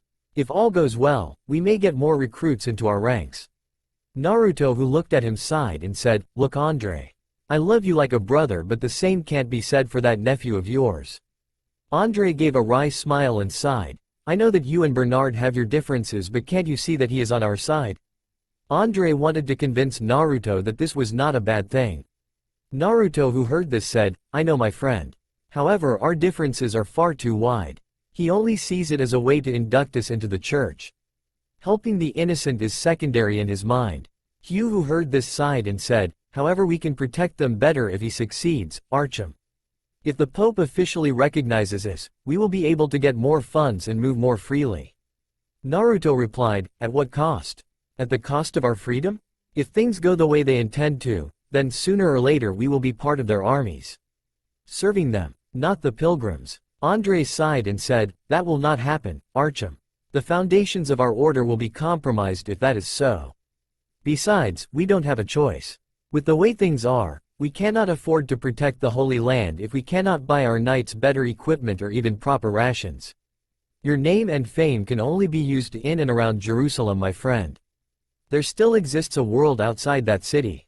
If we intend to protect all of them, then this is the only way. Naruto did not refute their words as he knew it was true. He can only earn that much with the way they do. Together they entered the conference. Naruto then saw the sights before him. Many men of the church had gathered in the hall. He however saw that the seat of the Pope was empty. The one who stood before the seat said, "Welcome, brothers.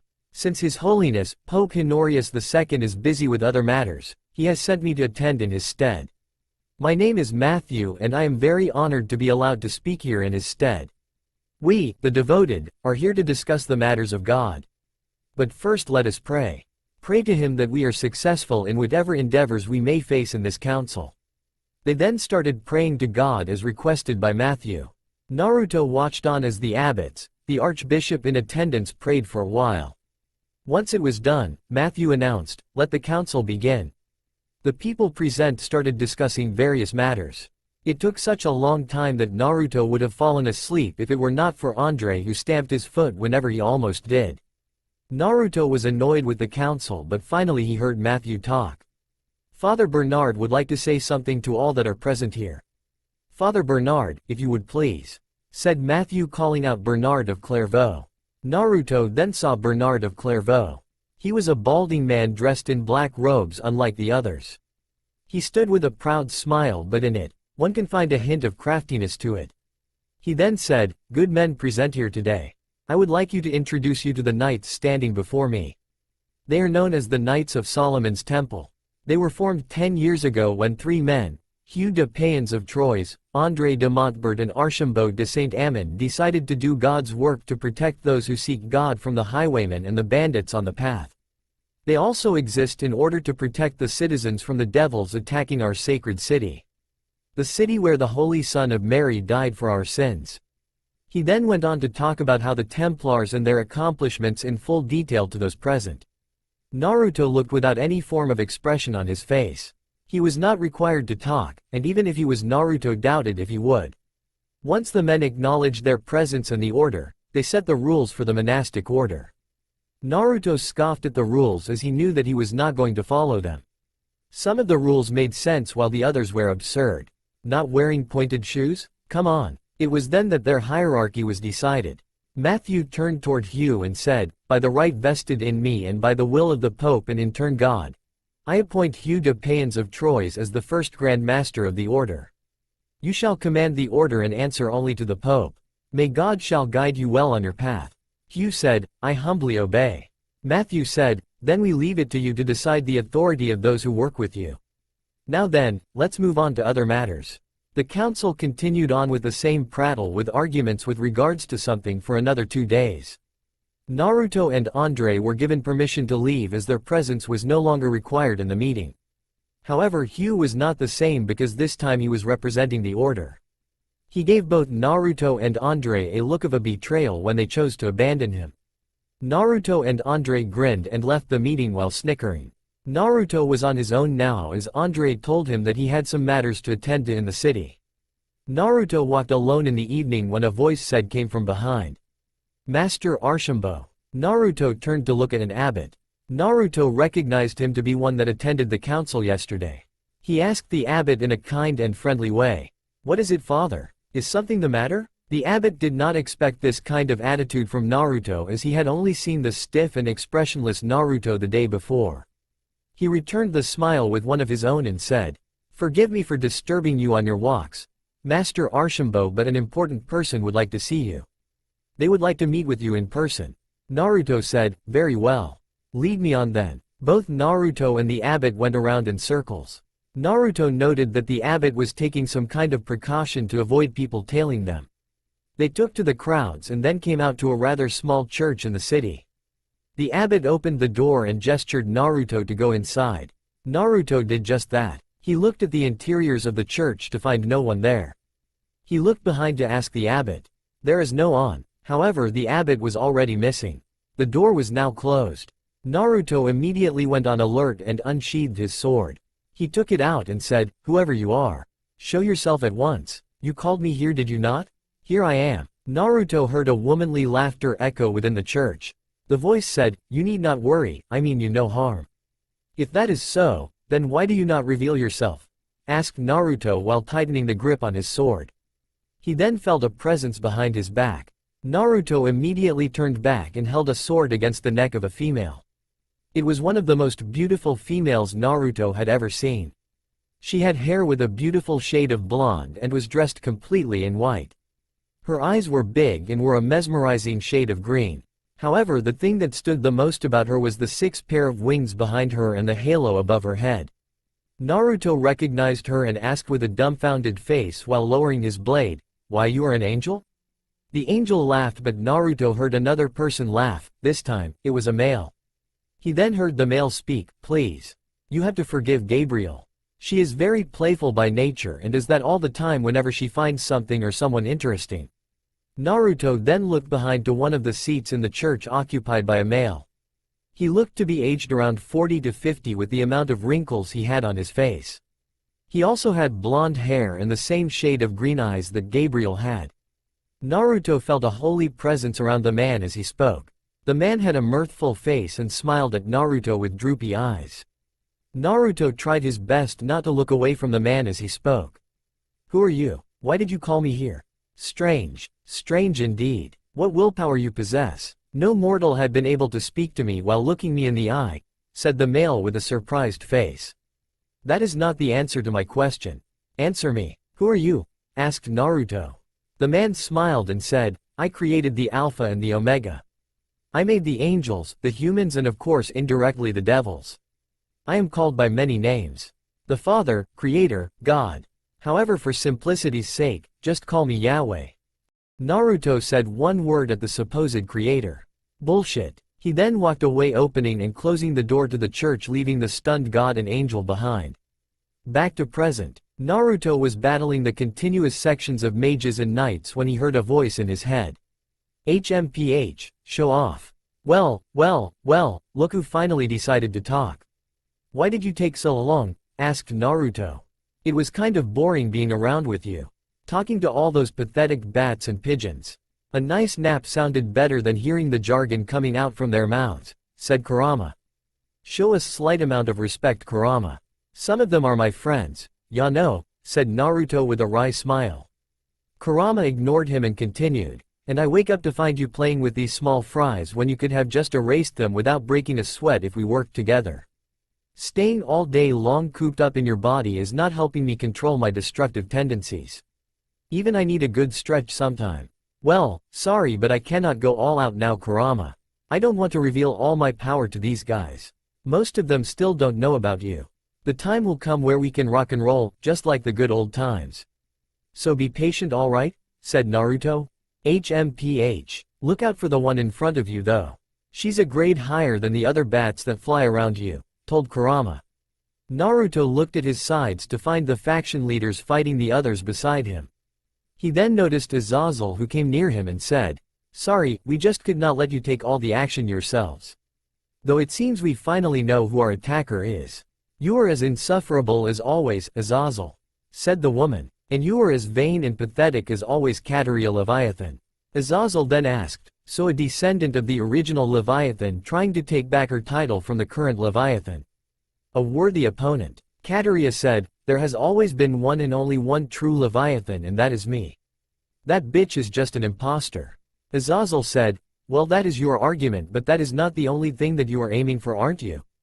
Kateria said, as informative and sharp as ever Azazel. "Yes, we do not just seek the titles but the entire world. A world that without God or the original Satans belongs to us, the true Satans." Azazel laughed and said, "Oh man, what a cliché villain you are. World domination, can't find another reason, can you?" Kateria said, "Silence, I had enough from you." Kateria then turned towards Naruto, who had been silent all the time, and asked, "Unlike Azazel, you are one enigmatic and strong man. Why don't you come and serve me?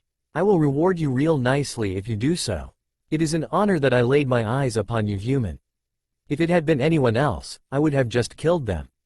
What say you?" Naruto said, "No thanks. Though I have to ask if you finished rambling on about your goals so that I can kill you and be done with it." "Unlike this dumb fuck." "Hey," interrupted Azazel. However, Naruto ignored him and continued, I have places to be and things to do. I need to go and continue playing The Last of Us 2. Azazel said, oh yeah. I heard that the game is pretty good, though it did come out with mixed reviews. How is it? Naruto then responded, yeah, it's pretty cool. Naughty Dog did a good job with the new character, but I kind of hate her because she. Azazel said, stop, don't spoil the game, you motherfucker. Don't you dare finish that sentence. Naruto said while scratching his head, I'm sorry? Azazel sighed and shouted out, sorry my foot. Why do you do that every time you screw me over some way or the other? Naruto huffed and said, it's not my fault that Julie thought you were a piece of work. Azazel said, I was this close to getting laid. And you had to come and carry her off like a princess. You fucking prick. Not only Julie but Andrea, Katarina, fuck even that chick Marilyn Monroe. Naruto said, hey, in my defense, Norma was hot and you were just not her type. Besides, I saw that you were too desperate to get laid after you got dumped by Queen Victoria for her husband. You were hung like an elephant. That's why Norma was not into you. I am not that desperate, just a tiny bit, said Azazel, enraged at the revelation. Katarina, who heard this, got enraged. Why you? Stop ignoring me. I take back what I said. You're even more annoying than Azazel. She then blasted spells at both Azazel and Naruto, who dodged them and attacked Katarina together. She shouted, fight me one-on-one, like true men. Aren't you ashamed for ganging up on a woman? Naruto and Azazel looked at each other and smiled. They said together in chorus, nope. Katarina, who heard this, took the full brunt of their attacks. She noticed Azazel taking out something from his breast pocket. She asked, what is that? Azazel said, now this is a thing I have been working on for a while now. I want to test it out. He then activated the artificial sacred gear, changing into a golden armored balance breaker form, and said, it is an artificial sacred gear I developed. I call it the Downfall Dragon Spear. They then attacked her together. Naruto was clearly holding back as he did not want to waste energy fighting her and at the same time trying to finish it as soon as he can. Katarina took more blows from the pair of human and fallen. She then coughed some blood and said, shameless. Naruto interrupted her, what's with the accusation? We are not ganging up on any woman. Then what the hell do you think I am? Asked an even more enraged Katarina. This time both of them once again said in chorus, definitely not a woman. They then punched Katarina together, making her fly away by 100 meters before she regained her balance. Naruto did not give Katarina the chance to recover and continually attacked her. He said, don't get me wrong, you are a female but not a woman. What the hell is that supposed to mean? Said Katarina and launched another volley of spells at the pair. Naruto was able to dodge all of them while Azazel got hit by some of them. However, he did not even look fazed by the attacks. Azazel then said with a smile, it means that while you are a female, you are not a human. A woman is a female human, whereas you are a female devil, which means that the criteria doesn't hold good for you. Katarina spat blood at the logic provided by the pair of human and fallen angel. She thought, damn, I need to get out of here. Azazel saw that she was going to escape and charged at her. He said, I don't think so. You are not leaving this place alive. He fired multiple light spears at her. She dodged most of them, but some of them still made through. Light magic was every devil's weakness, and Katarina was no exception to this rule. 3 of the light spears embedded her body. One on her right and left thighs and the other on her left shoulder. She shouted out in pain and fell forward to the ground. Azazel went forward to finish the deed. He then asked with a cocky smile, well then, any last words? Katarina looked up with a smile. Azazel, who noticed it, frowned but recognized that she was preparing herself for self-destruction. He tried to get away, tried, but Katarina caught his leg with her right arm, which had lengthened. She then said, if I am going to die, then so will you. She activated her magic, which resulted in an explosion in a 50 meters radius. Naruto coughed and said, be more careful next time. Yeah, I will be, said Azazel, who had survived Katarina's explosion unscathed. Naruto was just in time to save Azazel.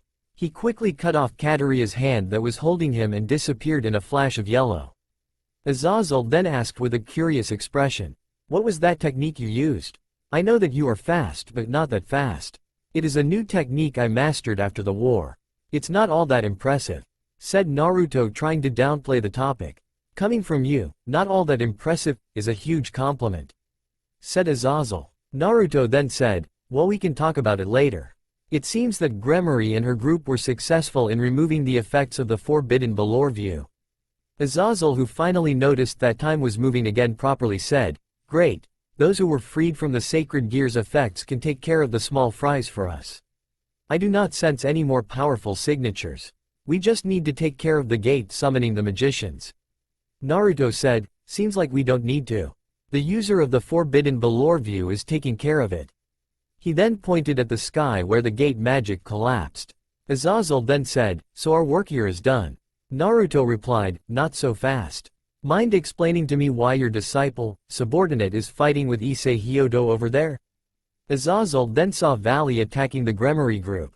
He shouted out, "Valley! What are you doing? This is not the time and place to fight the Red Dragon Emperor." Valley, who noticed Azazel shouting, gave a grin. He shouted out, "Sorry Azazel, however there has been a change of plans." "Well, it seems that your subordinate is going rogue," said Naruto. "Why can't you just stay put?" "Bad Valley, bad," shouted Azazel. Naruto then asked, "So you are the traitor that became the link to the gate magic, huh? I did not guess that you would work willingly alongside Ophis, Albion." "Things change, Reaper," said Albion, confirming Naruto's words. "Ophis?" shouted out the rest of the group. "So you knew?" asked Azazel. Naruto snorted, like I could not recognize that energy that Kateria used. Valley then said, "Well, this side of the game is rather interesting. No offense Azazel, but things were getting rather dull for me and your group." Azazel said, "Dull? Well, that would explain it. Though I do guess you joining the group doesn't surprise, seeing as you are a descendant of one of the old devil kings." "Wait, what?" shouted out the rest of the group excluding Naruto. Naruto looked at him and said, "White hair and a devil king's descendant. So you are one of Lucifer's kids, aren't you?" Valley then introduced himself. "That's right. My name is Valley Lucifer. My father was the grandson of the original Lucifer while my mother was a human. I am a half-breed." He then looked at Naruto. "I must confess, I did not know who you were when we met, but I finally remember. You are the ghost of Highhaven, aren't you? I heard many things about you from my father while the bastard was still alive." Naruto remained silent. Issei, who was curious about knowing more about his grandfather, asked, "Wait, so he's famous?" Instead of Valley, it was Sirzex who answered, "Famous is an understatement. He is a legend on the battlefield. He was publicly acclaimed as the strongest human, and has many accomplishments, but one stands above all." Rias asked, "And that is?" Sirzex said, "He bested the original Lucifer in single combat and cut out his right arm." Valley, who had been silent the entire time, said to Naruto, "I know that I am still not strong enough to beat you, Reaper. However, I hope to have a great time battling you in the future." He then turned toward Issei and said, "Though Issei Hyodo, you are the one I want to fight the most. I want to ultimately prove that I am the strongest among the heavenly dragons once and for all." Issei said meekly, "No thanks, Valley. Right now I have something to protect." Valley said, "Is that so? That's a shame. It is a good thing that you have something to protect. Dragons grow much stronger when their emotions are amplified. It seems you lack a motive to fight against me. How about I give you one? I can kill your parents and you can come fight me to get your revenge." "An avenger. That's a good reason, is it not?" Issei, who heard that, got excited and said, "You sick bastard. Leave my parents out of this." It then, as expected, turned out to be a skirmish between the dragons. Azazel asked, "Are you not going to interfere? You do have the power to stop the two." Naruto shook his head. "No, I want to see Issei's potential like Valley does." Anyone with half a mind can easily find that Valley is just taunting Issei. If Issei loses, then this will be a good lesson for him. Azazel, who heard that, said, "Wow, harsh as ever, aren't you? You do know that there is a chance for one of your students to die, right?" Naruto snorted and said, "My teaching methods have always been the same, Azazel. I will only interfere if things blow out of proportion." Then the fight between Issei and Valley happened until Biku interfered and called Valley back. The pair of them left via the darkness. The attack was finally over. Everyone relaxed and the members of the three factions tended to their wounds. Naruto, who then looked at the faction heads, asked, "Well then, since this place has already been compromised, it is best we leave for safety. It is unwise for us to hang around." The rest, who heard the suggestion, agreed. However, Sirzex interfered and asked, "Wait. One more thing. When Michael said that you were mediating, he also said that you had a proposition to make. I believe we still have some time to hear it." Michael said, "Yes, I agree with what the Lucifer said." Naruto then looked at Azazel, who shrugged his shoulders and said, "Well, I can't be the only one to complain when all the others agreed. So go on." Naruto said, "Thank you for giving the time." Naruto then continued, "In short, I wish to reinstate the Knights Templar order, but with a new purpose." All the present members except the angel faction leaders had been stunned. Azazel, who heard that, laughed and said, "Ha ha ha ha ha, it seems something interesting popped up." It was the next day after Naruto had met the Seraphim Gabriel and the person who called himself God. Naruto woke up to the morning sunrise and did some stretches. He opened the windows to the room he was staying at to get some fresh cool air. He then did his morning rituals and went for a walk. Naruto went downstairs and asked the proprietress of the inn about his friends, as he did not find them in their rooms. He then heard that they had gone for a meeting with Bernard. Naruto figured that it must not involve him and understood that if he went there, matters will only get worse. He then decided to go for a morning walk around the town. The town had nothing much to offer except some hard-working town folk going about their business with a smile. He went by the city market to buy some fruits to eat while on his walk. As he was walking among the crowds, he felt a presence of a hand on his shoulders. The guy who put the hand said, "Is it that annoying to listen to me?" Naruto snorted and said, "Oh please, like I would listen to a guy who likes to bullshit. And there it is again. Why is it so hard for you to believe that I am God?" "No, I believe you are the God that my friends and these people on the streets worship. What I don't believe is that you are the creator of the Alpha and the Omega." God stayed silent at that. Naruto continued, "The others can be fooled but not me. I have seen creation firsthand and understand the intricacies. You may have created some humans like Adam and Eve, but you did not create all the humans. That is because each human requires a soul, and if I go according to your faith, the soul either ascends to heaven or descends to hell. If that is so, then you have to be constantly creating souls. Each soul, even that of a baby, requires a huge amount of energy to take form. The amount of energy you have does not explain the amount of souls present in this era. The math does not work out." It was then God asked, "So how do you explain the creation of humans then?" "Simple. The existence of other pantheons. The heathens, or so your religion has come to call them. They also help in creating the humans by supplying their energy, do they not?" God, who had heard this, turned silent. He then started chuckling. Soon the chuckling turned into a full-blown laughter. However, no one noticed the presence of the being, as if he did not exist. God said, "You got me. You got me real good. You're a bright one, aren't you? Like I said before, I just know a lot of stuff. Though I suppose you did come here when you found out that there was a guest to your world. Ha ha ha, I found out about you long ago. I found you when you came to this universe. You were an abnormality, as you were not tied down to any of the basic laws for the soul in the universe, only the physical laws such as time, space and reality. However, you had an energy that I have seen before, a type of primordial energy that I use for creation. I did not know how you had it, but I was curious. So I thought I can help a fellow being out. So you were the one who led Padre to me, didn't you?" "I did. Giovanni was a kind man. He may have suffered and inflicted suffering in his youth, but he more than made it up for that by his repentance in his older days." "How is he?" "He is doing fine. He is happy where he is and finally found the answer he was looking for." "That's good to hear." The both of them remained silent for a while. Naruto was silent because he was reminiscing about the days he spent with Giovanni. Yahweh was silent because he read Naruto's mood. They went back to the church where they earlier met Gabriel. She was excited to meet her father once again, like a puppy that had been waiting for her master. However, the moment she noticed Naruto, she stomped her foot and turned her face to the other side with a cute pout. Naruto, who saw this, thought, "See, cute," but coughed the next moment. He then gave a wry smile and said, "I apologize for my actions yesterday, Lady Gabriel." Gabriel huffed in a cute manner and said, "It is not me that you should be apologizing to." Naruto looked at God, asking for the answer. God said with a smile, "It seems that Gabriel wants you to apologize to me for your swearing yesterday."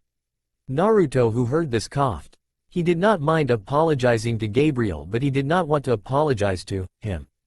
He looked at God giving him an innocent smile, but Naruto knew better. Under that smile he saw an irritating smile that he recognized as one of his own. The smile he gives when he pulled off a fast one. The smile of a prankster. He then looked at Gabriel, who did not turn to talk to him. He found her face to be cute. Too cute that he eventually gave in to the cuteness. Naruto thought, fuck it. Cuteness for the win. Naruto then gave his apology while gritting his teeth and stressed each word, I am sorry, God. Please, forgive me. God gave Naruto a smile. Oh. You did not have to apologize. I am not so petty enough to remember your passing remarks. Naruto actually spat blood at that comment. He then thought, enjoy your victory while you can, you piece of shit. You don't mess with the king of pranksters and think you can get away. The war has begun, bastard.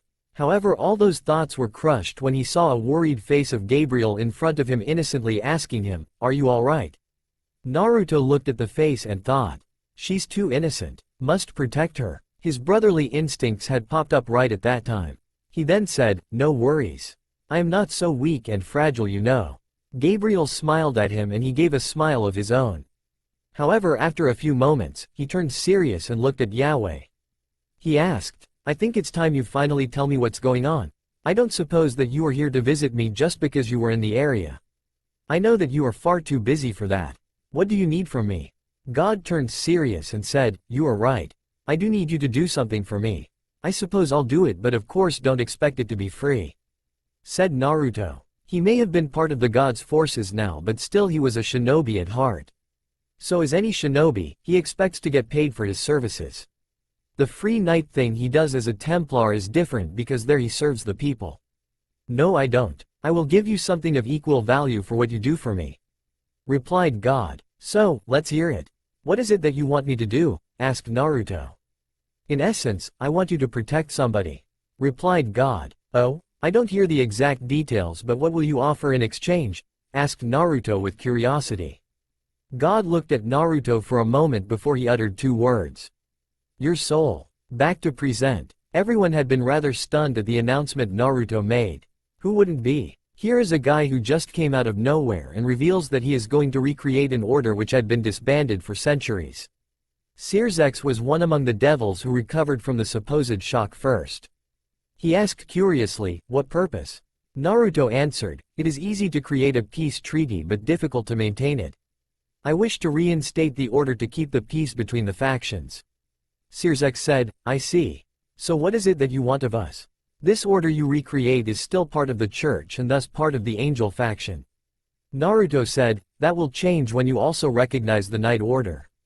Sirzex, who saw it, finally understood what Naruto was asking. So you want to create a Night Order of angels, devils, humans and fallen angels so that you can keep the peace among the three factions and punish those who wish to disrupt it. Naruto said, exactly. There is a requirement for this so that we can be the mediator for the three factions. With the Chaos Brigade, I suppose there is a necessity for this like never before. Sirzex asked, I like the idea, but there is a catch, isn't it? Naruto said, I suppose I cannot hide it from you. Here are the terms, take a look. He then threw a small cube which projected a holographic projection of the terms. Sirzex read the terms and said, well, I have to say that this proposition is a good one, but what you are saying will not be agreeable to most of the devils. Rias then asked, what is it, brother? Is there a huge disadvantage for us? Sirzex then said, not per se. Look at term number 69. Rias and the rest of the group saw it and were stunned. It was Issei who shouted, wait, so you are saying that each king devil must ask permission and that must be approved by an executive before he can reincarnate a human as a devil? Seraphal said, I can see why you are putting that, but a lot of the devils will oppose this. They do not want to listen to a human. Their pride won't allow that. Naruto said, that only describes your inability as rulers. Seraphal said, excuse me? Naruto said, do not protest. It is merely the truth. If the devils cannot listen to the word of their ruler, then it describes the inefficiency of the ruler themselves. Seraphal stayed silent, however she clenched her fists. Issei, who had been confused, asked, wait, can someone explain to me what's going on? Naruto sighed and said, Issei, God created sacred gears for the humans so that they can protect themselves from the devils of that time. However, with the evil peace system in line, The sacred gear users are seen as weapons by each of the three factions. Each faction wants to grow stronger than the other. The devils, however, have the greater advantage in this area. They are able to forcefully reincarnate humans as devils, making them slaves. You are lucky to have Rias as your master because she treats her servants like family. Not all of them are like that. This only seeks to destabilize the peace between the factions. Sirzek continued, by what you are proposing, devils are still able to reincarnate others, but only those who are willing. You are basically acting as the screening for the humans. Naruto said, yes. However, it is not only the devils who are compromising, the angels and the fallen must also compromise. Michael nodded and said, the angels along with the church are willing to give more territory for the other factions to operate. Azazel said, yeah, it is kind of a drag for me to willingly give my research results away, but if it is for the peace then I am alright with providing the techniques for creating artificial sacred gears. They might be weaker than the original ones, but it is still a reasonable substitute. Naruto then unfolded a piece of paper from his breast pocket. He then read it out loud so that everyone could hear. By my authority as Pope and by the will of God, I, Pope Francis, hereby reinstate the Knights of Solomon's Temple. The Knights' Order will be led by Grand Master Archambault de Saint-Amand to help keep the peace between the factions. The order is granted complete autocracy from the Church and allows it to respond to no one except the Seraphim Archangel Michael and Archangel Gabriel. Naruto said, coming back to your earlier statement, Lucifer. For now I am only answerable to Michael and Gabriel as they are the leaders of their factions and must know why I do what I do. The Pope has given the order complete autocracy, which allows us to set the rules, meaning that the Catholic Church has agreed that it will not interfere. The Protestant Church will be taken care of by Michael. If you and Azazel agree to this, then I am answerable to you too as the leaders of your factions. Naruto then said, I know that this proposition will have a great deal of opposition in your rule, Lucifer. However, you must decide. This treaty between the three factions can only be made permanent when the devils compromise. Sirzek then thought for a while. He said, I am afraid I am powerless in the matter. This matter concerns the whole of Devil Society. Even as a leader I am still responsible to my people. I need to speak with the council before we can move on in this matter. Naruto said, fine. However, I am coming to this council. Sirzek's eyes widened to untold degrees. He said, wait, what? No. Your presence there will only cite more chaos. You of all people know that most of the older devils hate you for your previous actions. They will kill you. Naruto said, that's precisely why I am coming. I am going to settle this once and for all. Fear not, I will not reveal myself if they cooperate. However, if they don't, then I might have to resort to intimidation and blackmail tactics. Sirzek said sarcastically, oh gee. How wonderful your brain is. What kind of blackmail you possess to convince the entire Devil Society? You have to have blackmail on at least 37 of the main families if you have any hope of winning them. Naruto smiled and said, you can leave that part to me. I have my ways. Sirzek did not question the man's confidence. He knew that the man always kept his word indicated by his previous actions. Sirzek said, all right then. I will ask for the council to convene. It will take a few days to get everything ready. I will summon you before the meeting starts. Be prepared. Naruto asked, Azazel? Azazel said, well, I doubt Shemazel is the only one going to complain this time. However, the proposition does give some benefits. So count me in. Naruto, great. Michael said, so ladies and gentlemen. It seems our business has concluded. It is best we do not linger here any longer. All the faction leaders nodded and left to do their own business. Seraphal gave Naruto a cute pout and showed her tongue at him before teleporting. Naruto thought, what the hell was that about? Rias said, so, what now? Are we okay? Naruto said, I thought I already told you. We were even from the beginning. Rias said, oh, that's a relief. I really don't want to face an opponent like you. Naruto smiled and said, trust me, you can search the entire universe but you'll never find another opponent like me. Rias smiled at that comment. She however asked with a weird smile, Uzumaki-sensei? Naruto replied, yes Rias? Rias tweaked with her fingers before finally thought, oh. What the hell, let me just go for it. Naruto looked at her reaching out to her school bag. He thought with tears in his eyes, oh. She must be having some problems in her homework. What a dedicated student I have raised. However, that thought of his was shattered to a million pieces when he finally heard her speak. "Could you sign this for me?" That idiot brother of mine was too shy to ask because of the presence of other faction leaders, but he said that he wanted an autograph from you. He said that he had always been an admirer. Naruto thought, "A autograph." He then began to chuckle, then the chuckle turned into a full-blown laughter. He took a pen from his pocket and signed on the notebook as Archambault de Saint-Amand. He looked at Rias and said, "Do you want a signature too?" Rias shook her head, "Nah, it's fine." Naruto then said, "Well, it seems you guys had a long day. Why don't you go and rest up? We can catch up later." Rias said, "Yeah, some rest sounds nice. See you later, sensei." The rest of the peerage including Issei bowed and said, "Goodbye Uzumaki-sensei."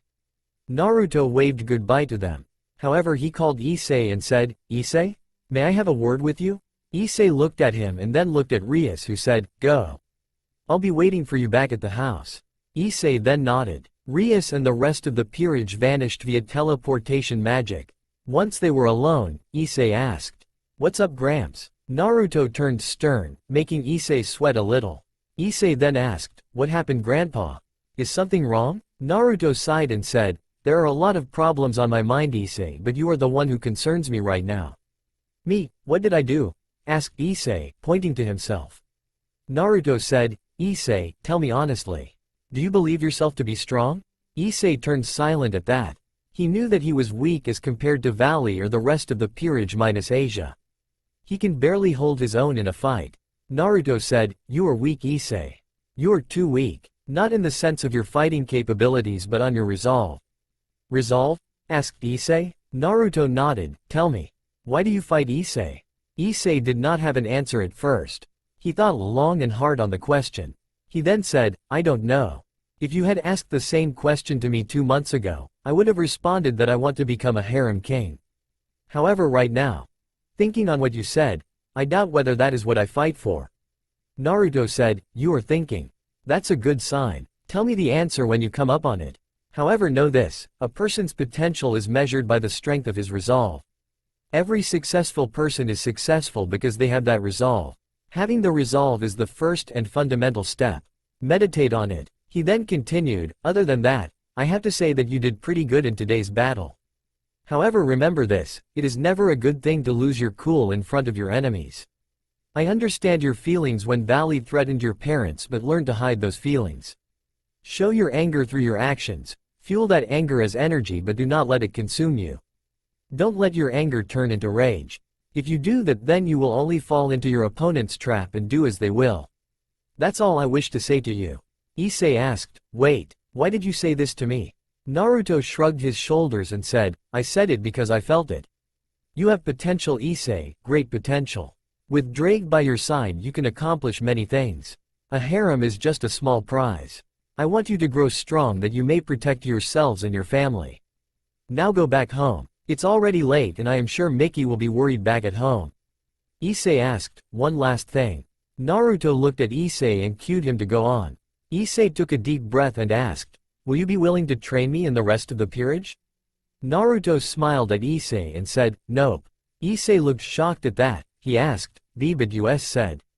Naruto sighed and decided to explain himself. He said, "I told you that I wanted you to grow strong, but never once did I say that I'll help you get stronger. I want you to do that on your own. I need you to find your own strengths and weaknesses. You have friends, Issei. You have plenty of resources. Just open your eyes and you will see an ocean of knowledge. Besides, my style of combat is not suitable for you. Kaneko may come close to what I use, but she cannot inscribe my technique into hers." Issei, who heard the explanation, turned silent. He was a little disappointed that he cannot get his grandfather to train him, but he accepted the reasoning. Naruto, who saw that, sighed further before he smiled. "Alright, change of plans. Let's go get some ramen together? Alright with you?" Issei, who heard that, felt a little better.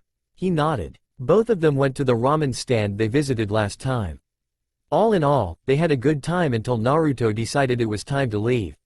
Sometime later. "So the first step of your plan is complete," said Kurama, stating it as a matter of fact. "Almost. The devils have yet to agree," said Naruto. "I see. Though this group you are trying to create, it has another purpose, doesn't it?" asked Kurama.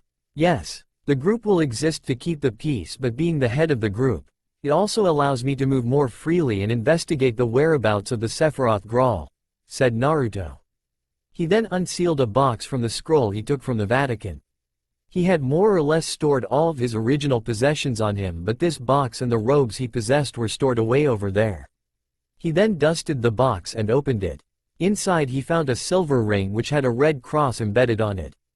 Kurama said, I hope you did not go through all the trouble of accessing your vault just so you could retrieve a piece of jewelry, no matter the significance.